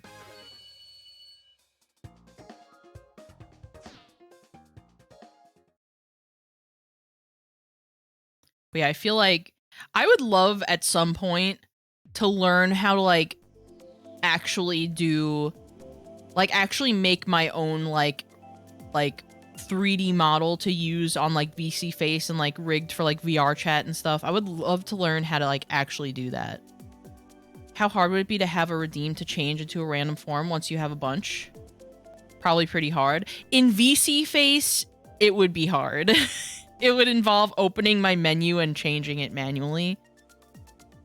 I mean, I think there may be like some kind of add-on thing that does it, but Lo, welcome in, Lo. How you doing? Good to see ya. Welcome, welcome. Oops. Picked random. But yeah, it would be kind of difficult to do that. Maybe I could look into it. I know I want to do redeems, though, to change my forms. I was talking about it earlier. At least with the cat form for now. I was thinking of doing, like, an expensive redeem that's, like, 100k plus points to change me into Vapor Cat. Because I think that would be fun to, like, start the stream as this, and then every now and then I could change into whatever. I've been, like, I've been resisting that redeem for so long, but I feel like I could pull it off. For the right price. Not bad. Finally slightly less busy than usual. Ooh, nice. Hope you're getting some good rest. But good to see ya. There is a way to combine multiple models into one and have them be switchable with a certain method when prepping it in Unity. Ooh. That's interesting. So basically it's like all the models load in at once, but like some are hidden and you can toggle them to unhide and hide other ones, like layers in Photoshop. Wow, that's wild. Technology is crazy. Oh, I could have went on the shortcut.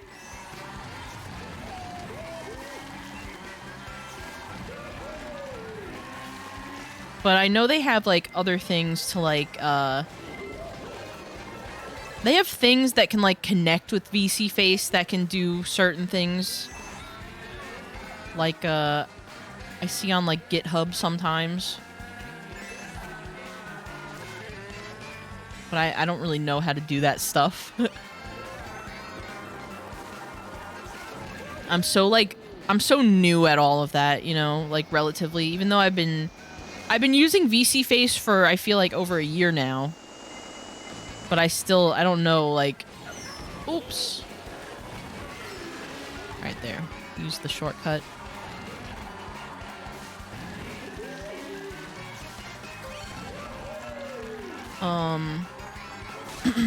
Oops. I've seen that on another streamer I watch. He has a redeem for people to switch his model's gender. Oh, that's cool. Is it the thing where anything that's hidden is just really small inside the other model?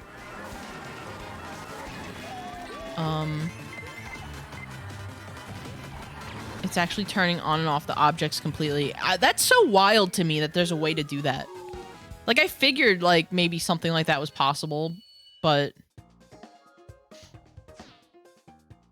I remember seeing an alternative to VC Face that supported dynamic model switching, but I don't remember what it was. I think that was, VTuber Plus. And fun fact, I actually, like, paid for that, like, not too long ago, and I have no idea how to use it. Like, I bought it on Steam thinking, like, wow, this actually has, like, model switching, and I can do, like, the throwing stuff, like, in the program itself. That's pretty cool. Like, I know a lot of people use that one, but I have no clue how to set it up. So it's just sitting in my Steam library. I never use it. Oh, thank you for the stretch. Oh, and I need to do another stretch. Thank you for throwing Samus at me. I'm gonna do an extra stretch because earlier I totally, like, forgot about the other stretch redeem someone did, so I'm gonna stretch. Ah, thank you. And one more. Thanks.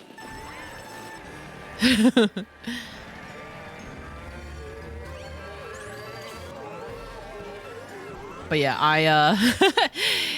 I've been honestly, like, in the market for a VC Face alternative because, see, the only thing about VC Face that I learned recently, I didn't know this until, like, literally last week when I was trying to port a model I set up into VC Face.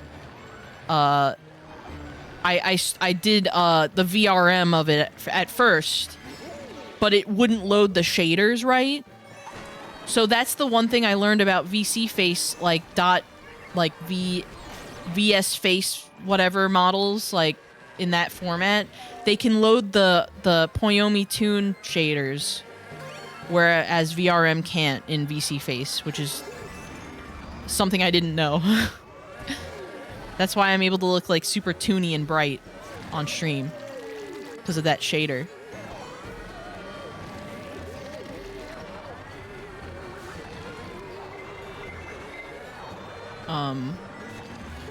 Gotta do one of those stretches. That's so good there's an afterglow. I know, I love that. VC Face's new dedicated file format lets you do a ton of cool stuff. Yeah, I'm learning that. And I thought it was just, like, the same, but no. I'm learning there's a big difference between VRM and VC Face files.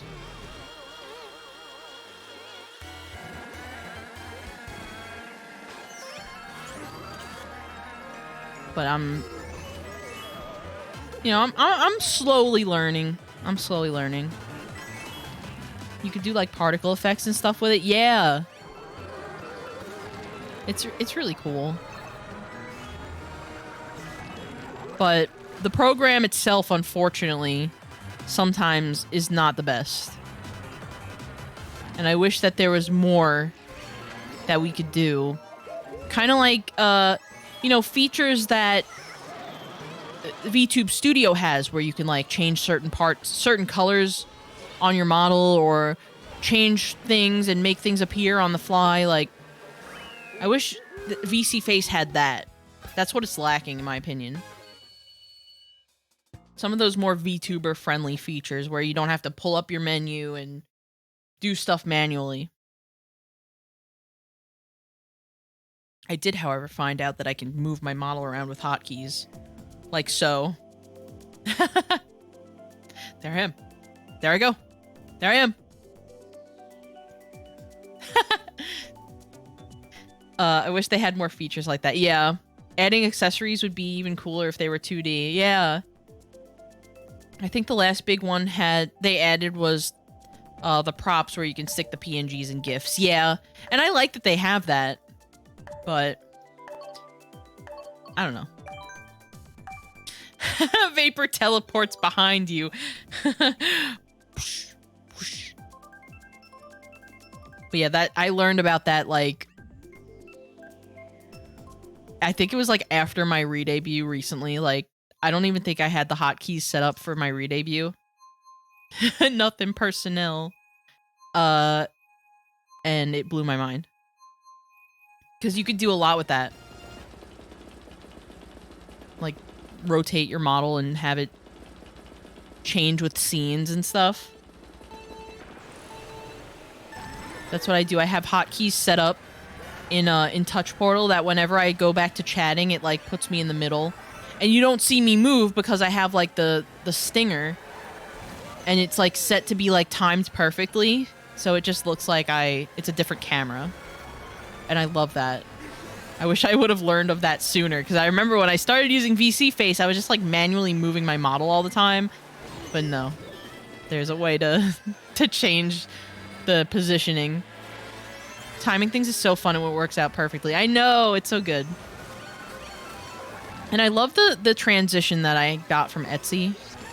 That the like circle like transition that I have. I got it from someone on Etsy and they were able to do like custom colors on it. And it just looks really good. Eventually I'll probably get like a more custom stinger. But it works really well for now. Like, yeah. It's really good for a few bucks, gotta say. Honestly, Etsy is like a treasure trove of like stream assets that are like cheap and sometimes customizable. Like sometimes you can change like the colors up and stuff. Not sure why Automod grabbed that message.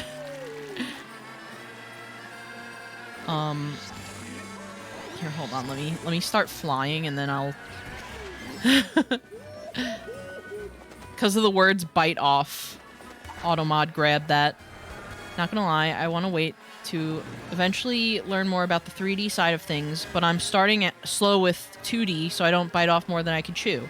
That's valid. Honestly, I would say 2D is way easier as a VTuber. Like, working with VTube Studio is, in my opinion, a lot easier than VC Face. With VC Face, there's a lot of stuff to, you know, positioning stuff and I don't know, like the settings to make sure everything moves how you like it. I mean, you know, VTube Studio has that too, but just, I don't know. In my opinion, I feel like it's live 2D models are easier for like the stream stuff, stream side of things. VTube Studio with 2D models is really nice. Yeah, that's why I'm saying, like, I wish that we had, like, a VTube Studio, but for 3D models.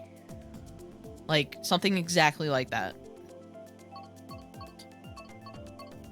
Because, oh my god, when I used to use Live 2D as, like, my main thing, like, my, VTube Studio, I mean to say, as my, like, main thing that I would stream with, I would have so many, like, my original Live 2D model was only from, like, the waist up, like, the, like, bust, kinda, and I would, like, add stuff to it, like, I changed the hair, I changed the texture to be, like, a lighter color at some point, I even changed, like, the mouth shape a little bit at one point, all through, like, adding PNG overlays to it. Like, at one point I did, like, I made, like, a PNG that made my mouth look like I was frowning. And like there was just like a lot of stuff that I was just able to just add even though I didn't make the model. Like my friend made the model, but I just could still like kind of make it look different through just editing certain things in the texture and like adding PNGs. Like the tail I added. It didn't have a tail at first. So yeah. That's why Live 2D is great though, because you can just kind of with PNGs you could really just add even like outfits like to certain models, like yeah. This the early days where I'd forget my tail. Yeah, those were the days. But it was fun. I really do like having a 2D model, and eventually I would like to have like a 2D like Vapor Imp, and maybe like a 2.0 Vapor Cat. But that's like way in the future. It's not really something I'm thinking about like to do anytime soon. Because you know that stuff's money too. Money I do not have.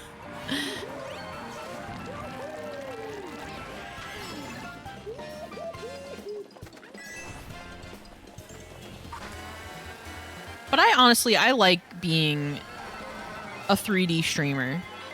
I really do.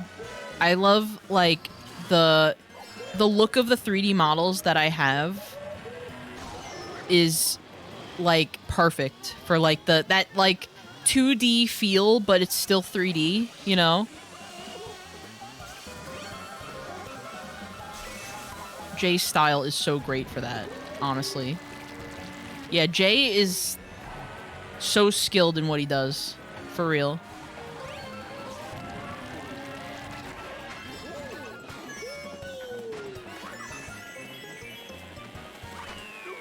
Second place, let's go!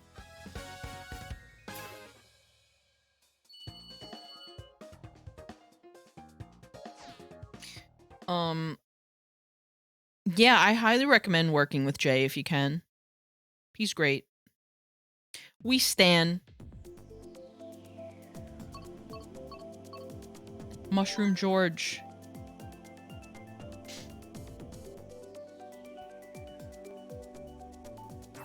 But yeah, I think it would be fun to have a redeem to switch to the other model. Eventually. I have to like think of how like I could do that a little bit more seamlessly. George of the Fungal. Good one. There's a new 3D VTubing program that's been out for a little while that I want to look into more. It has its own built-in throwing system and completely customizable stuff. You can even affect the model using a slider to increase or decrease the size of your head and stuff like that. Is that VTuber Plus, Octa? Is that the one that I bought and I don't know how to use? I know that one has a throwing stuff. Mushroom Juan.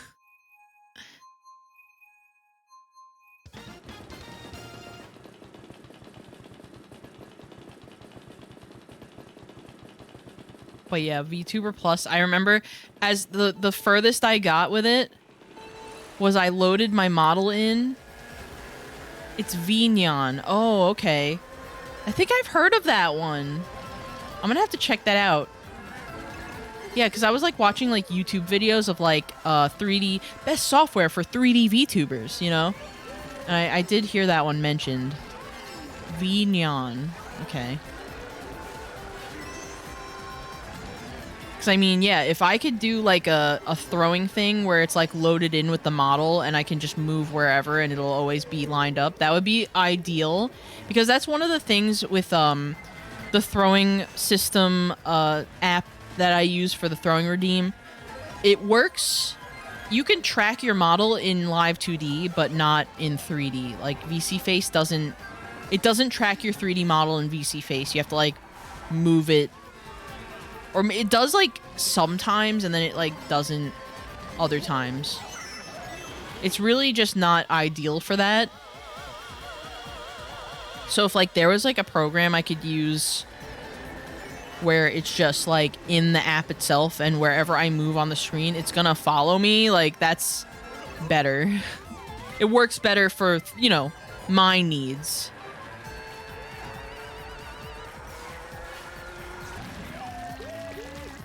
I love Mushroom Gorge. I feel like this is like one of the ones that people hate on a lot for some reason, and I'm just like, no, I love this one.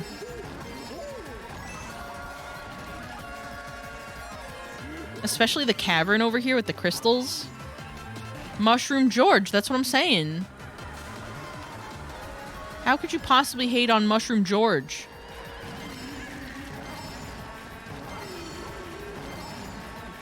Ooh, I almost didn't make that.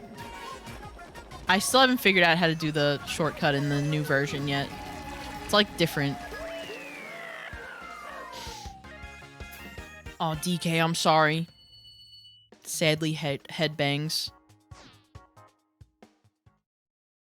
But VTuber tech is wild. And I feel like my brain has expanded so much. Like, in this past year alone, like, I always, like, look up things about, like VR chat tutorial stuff. Like, things about, like, full body tracking. You know, things about, like, how to do things in, like, Unity and Blender. And I feel like I learned a lot. And I'm trying to, like, use that knowledge to do things. It's still very confusing. Especially when it comes to Unity and Blender as, like, a thing. Like, especially Blender. Blender, I don't know what I'm looking at in Blender a lot of the time. Like, I don't know how anyone makes, like, a functioning model in Blender and has it, like, rigged and everything. It was only a few years ago I was introduced to face rig, and now it's a completely different ball game. I know, right? Yeah, face. I almost called it face game. Face rig was huge when it first came out, and now the technology has just gone, like, in so many different directions. It's, like, crazy. It's so cluttered, in my opinion. Yeah, Blender, for sure.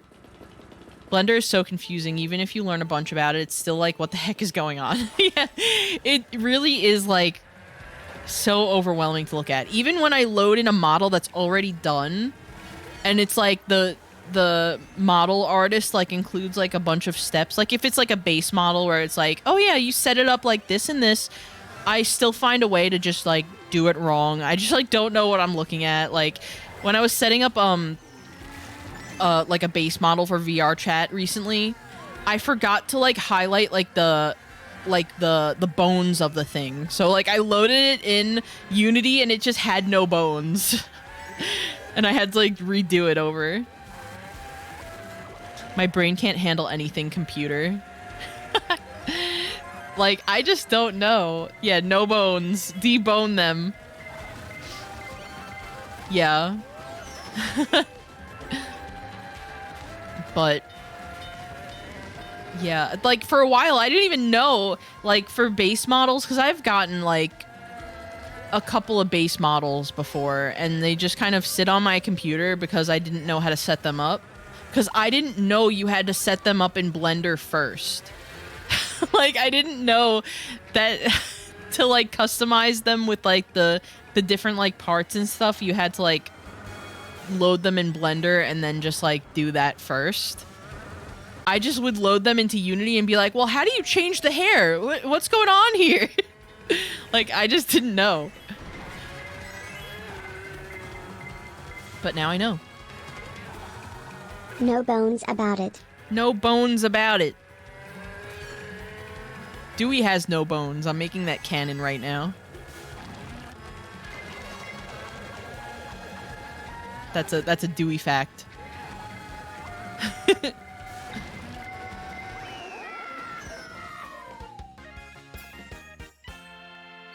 Little boneless guy. Bobbleless, yeah. 3D stuff scares me. It is very scary. It is. It's, rendering anything in 3D is, like, very intimidating. One time I I got what was that program called? Nomad Sculpt or something. It was like a little sculpting, like 3D sculpting program I could have on my tablet. And I tried to sculpt little things in that. I think I sculpted like a head of like a animal or something, like a cartoonish animal, like vaguely canine thing. And but I just like, I don't know how people make those look good. Like it looked like so bad when I did it. I'm not really much of an artist. My background is in graphic design for business printing. I feel like anyone, like, even if you feel like you're not an artist, I feel like there's, like, with 3D programs, I feel like there's a lot of, like, ways to get around, like, the, like, you can import shapes and you can do certain things, like, because I feel like that sometimes, like, where my skill as an artist is very limited in certain areas. And I feel like with, like, if I were to do, like, a 3D model and actually know what I'm doing, like, I feel like I could still do, I don't know. I don't even know where I'm going with that.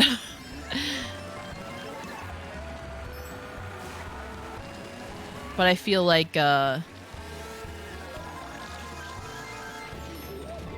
don't know. I think it would be interesting to learn how to make a 3D model with, like, all the blend shapes and the, like, the rigging and all the, like, physics and, like, the, you know, how my hair and my ears bounce, like, stuff like that.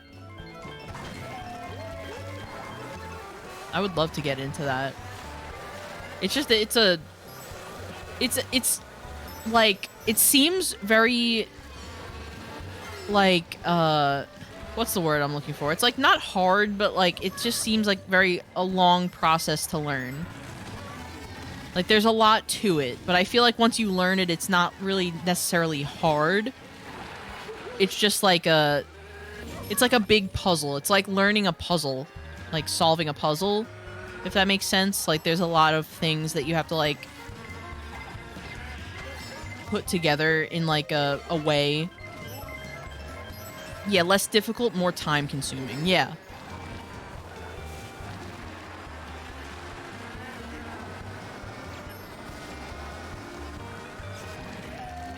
It's like, it's so much more than, like, or rather, it's, like, different than, like, just, like, 2D art where it's just, like, the stroke of your pen or brush or what have you. It's like making shapes and putting them together in a 3D space.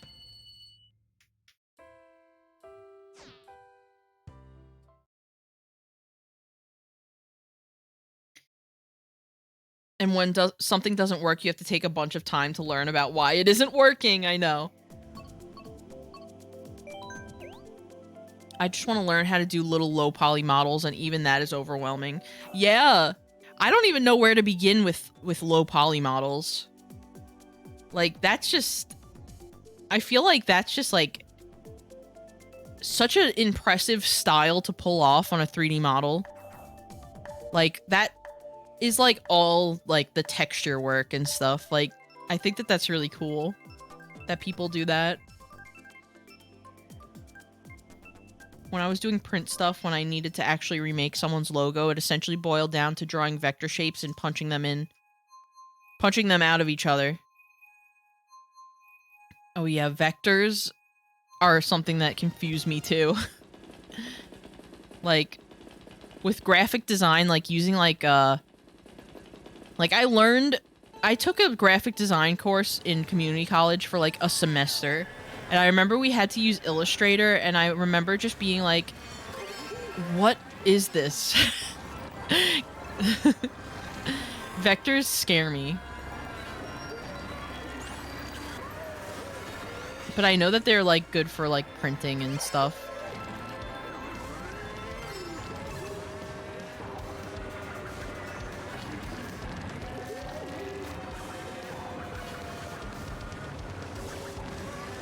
Ooh. Most of the time when I do anything, any sort of like graphic design stuff, it's usually in Photoshop. I feel like at this point in my life, I know a lot about Photoshop. I could do a lot of different things in Photoshop, but even to this day, I still have to sometimes look up like things that I feel like I should know. But I don't really, can't say I ever utilize vectors really. Just like big old Photoshop files. I used to work in vectors all the time in college, did a lot of graphic design work and printing. I think that's a really, like, good skill to know. Especially in, like, content creation. Like, you know, I say content creation in, like, air quotes, but, like, you know, making stuff online. I feel like that's a good skill to have.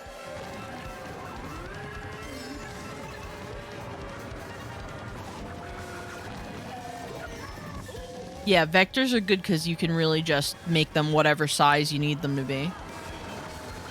That's one thing that's good for, like, merch and stuff.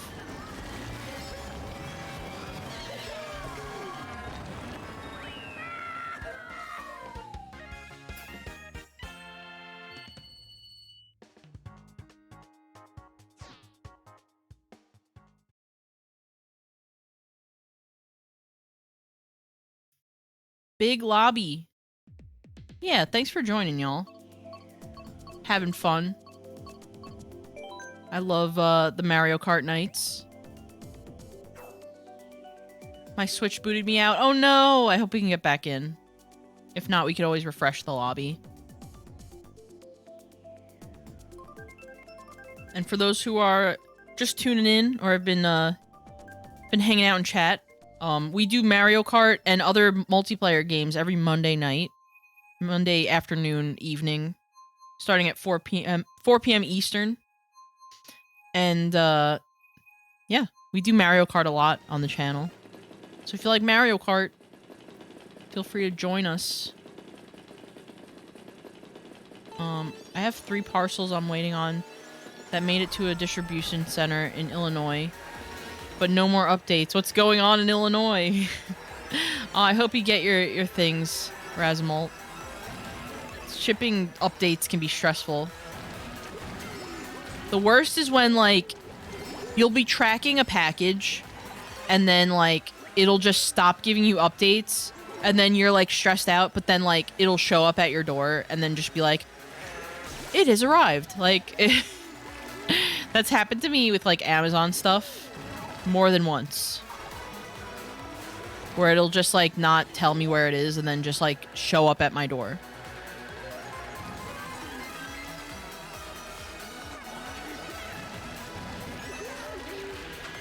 Woohoo.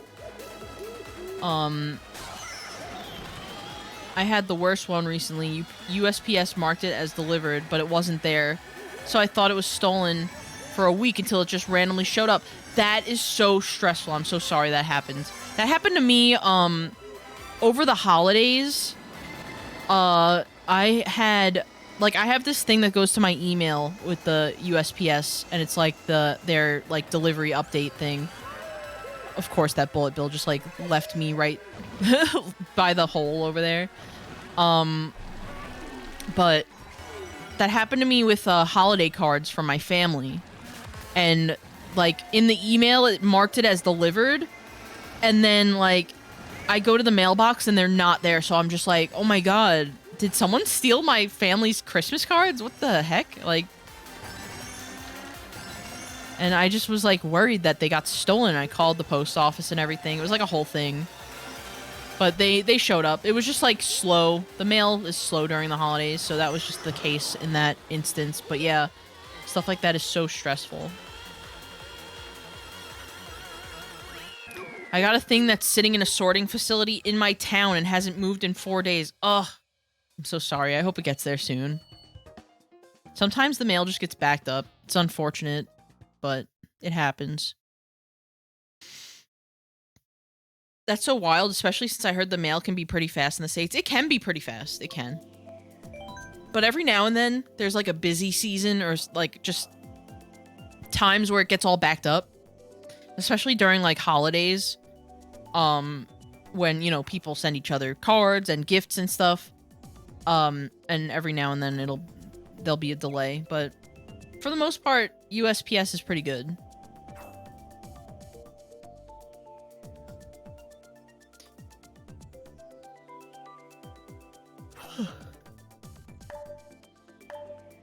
All right, let's see it. Donkey Kong. Yes! I love DK Jungle.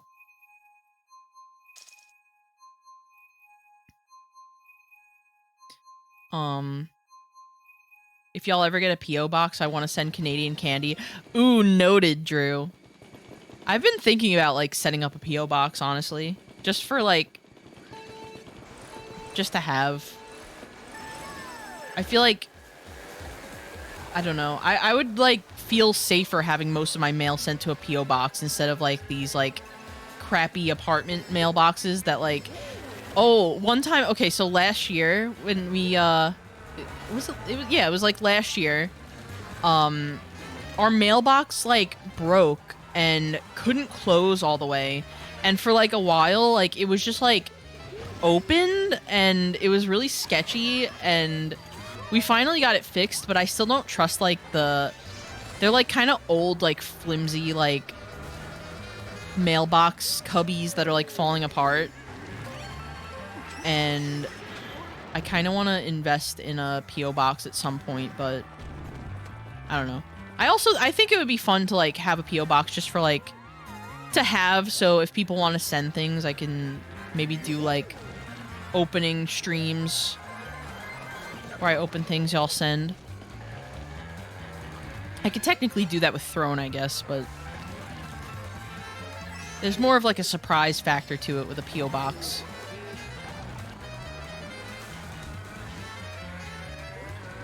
I totally send the art I've drawn. Aw, I would love that. Yeah, I'll keep you posted, Drew, because we may do it at some point. I think that would be that'd be nice to have. We have a post office up the road. I can look into it. I can't imagine it being like so expensive for like a little P.O. box. It's like a monthly fee, right? Ooh.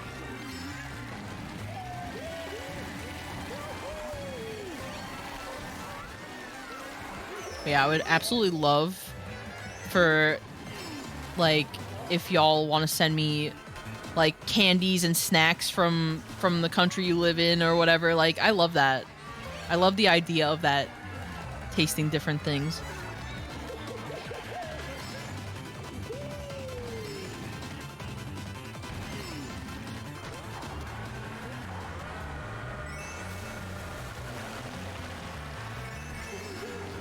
Okay. I don't think I'm gonna... Oh! Bullet Bill, go, go, go! Okay. This is gonna be close, but... Why does Bullet Bill go that way? Oh, sorry, Lurls. Bullet Bill goes the long way. It should go the short way. Whose name is just Milk?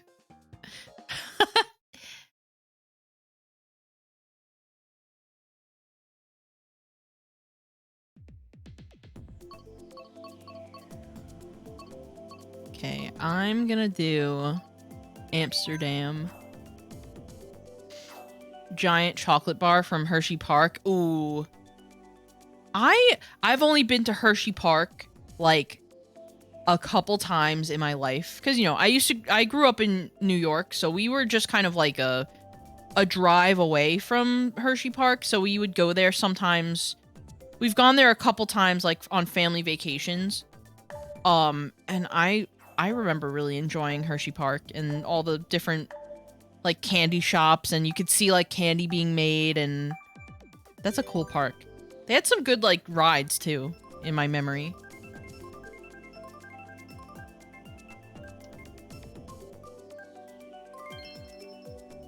I haven't been, the last time I was there though, I think I was like 10.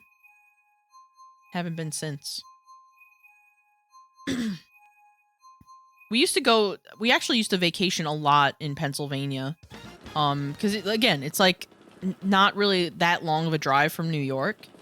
And my grandparents used to have a trailer in like a camp, like a park, where they had like campsites where you can like buy or rent trailers. And it was cool. We used to go there like and vacation there a lot, and it would be like we were kind of camping, but it wasn't really camping. It was camping, like it felt like it, but you're still in a trailer, so you still had like a bathroom and a shower and a kitchen, but we also had like a fire pit outside, and so it was kind of like camping but not. And then we would go on vacation there. Like I remember that's like childhood memories I have in my grandparents' like trailer they had at the one of their like parks that they have in Pennsylvania.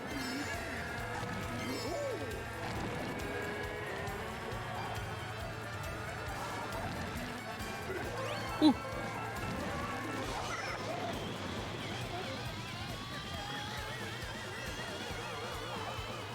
Whoa, whoa, whoa, whoa, whoa.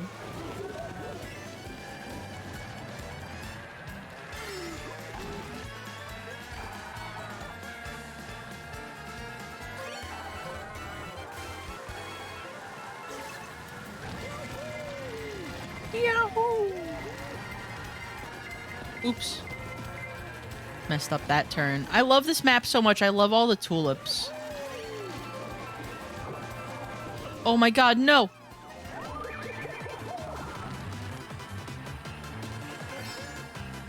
Yeah, I love this part with the tulips and the piranha plants. So funny.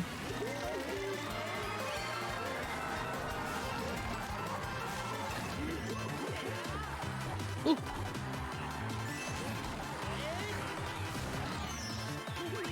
Hey.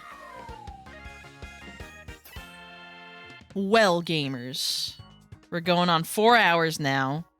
I'm getting a little sleepy, a little hungry. So I think we're going to end it here for the night. Thank you all so much for joining me for Mario Kart. I'm going to exit, and feel free to keep racing in the lobby. It's going to be open until like 4 a.m. or something. So if you want a lobby to race in, feel free to do that. But let's go back to chatting. Going to put on some tunes. All right. We're going to find someone to raid. But thank you all so much for being here. The next stream is going to be on Thursday. We're going to be continuing Pokemon Stadium. Gym Leader Castle. We're on Giovanni. So we're like over halfway there. We have Giovanni, the Elite Four, and I think your rival. You battle your rival from red and blue version. So that's gonna be fun. And then this weekend we're gonna be playing Super Mario World. And I also wanted to mention that next Monday we're gonna be straying from our typical multiplayer nights. We're still gonna be doing something that's kind of like, you know, a community thing, but I'm gonna be playing Mario Maker 2 and playing levels that y'all submit and just other random funny ones. So if you want to submit a course ID for Mario Maker 2, it's in the Discord. I linked it in the Discord in my schedule section. Oh, Fran, thank you for the follow. And then you could also follow me on Twitter if you want. I keep everybody updated with things I'm doing in both the Discord and Twitter. But until then, let's see who we can raid. Who's online? Let's see. Let's see.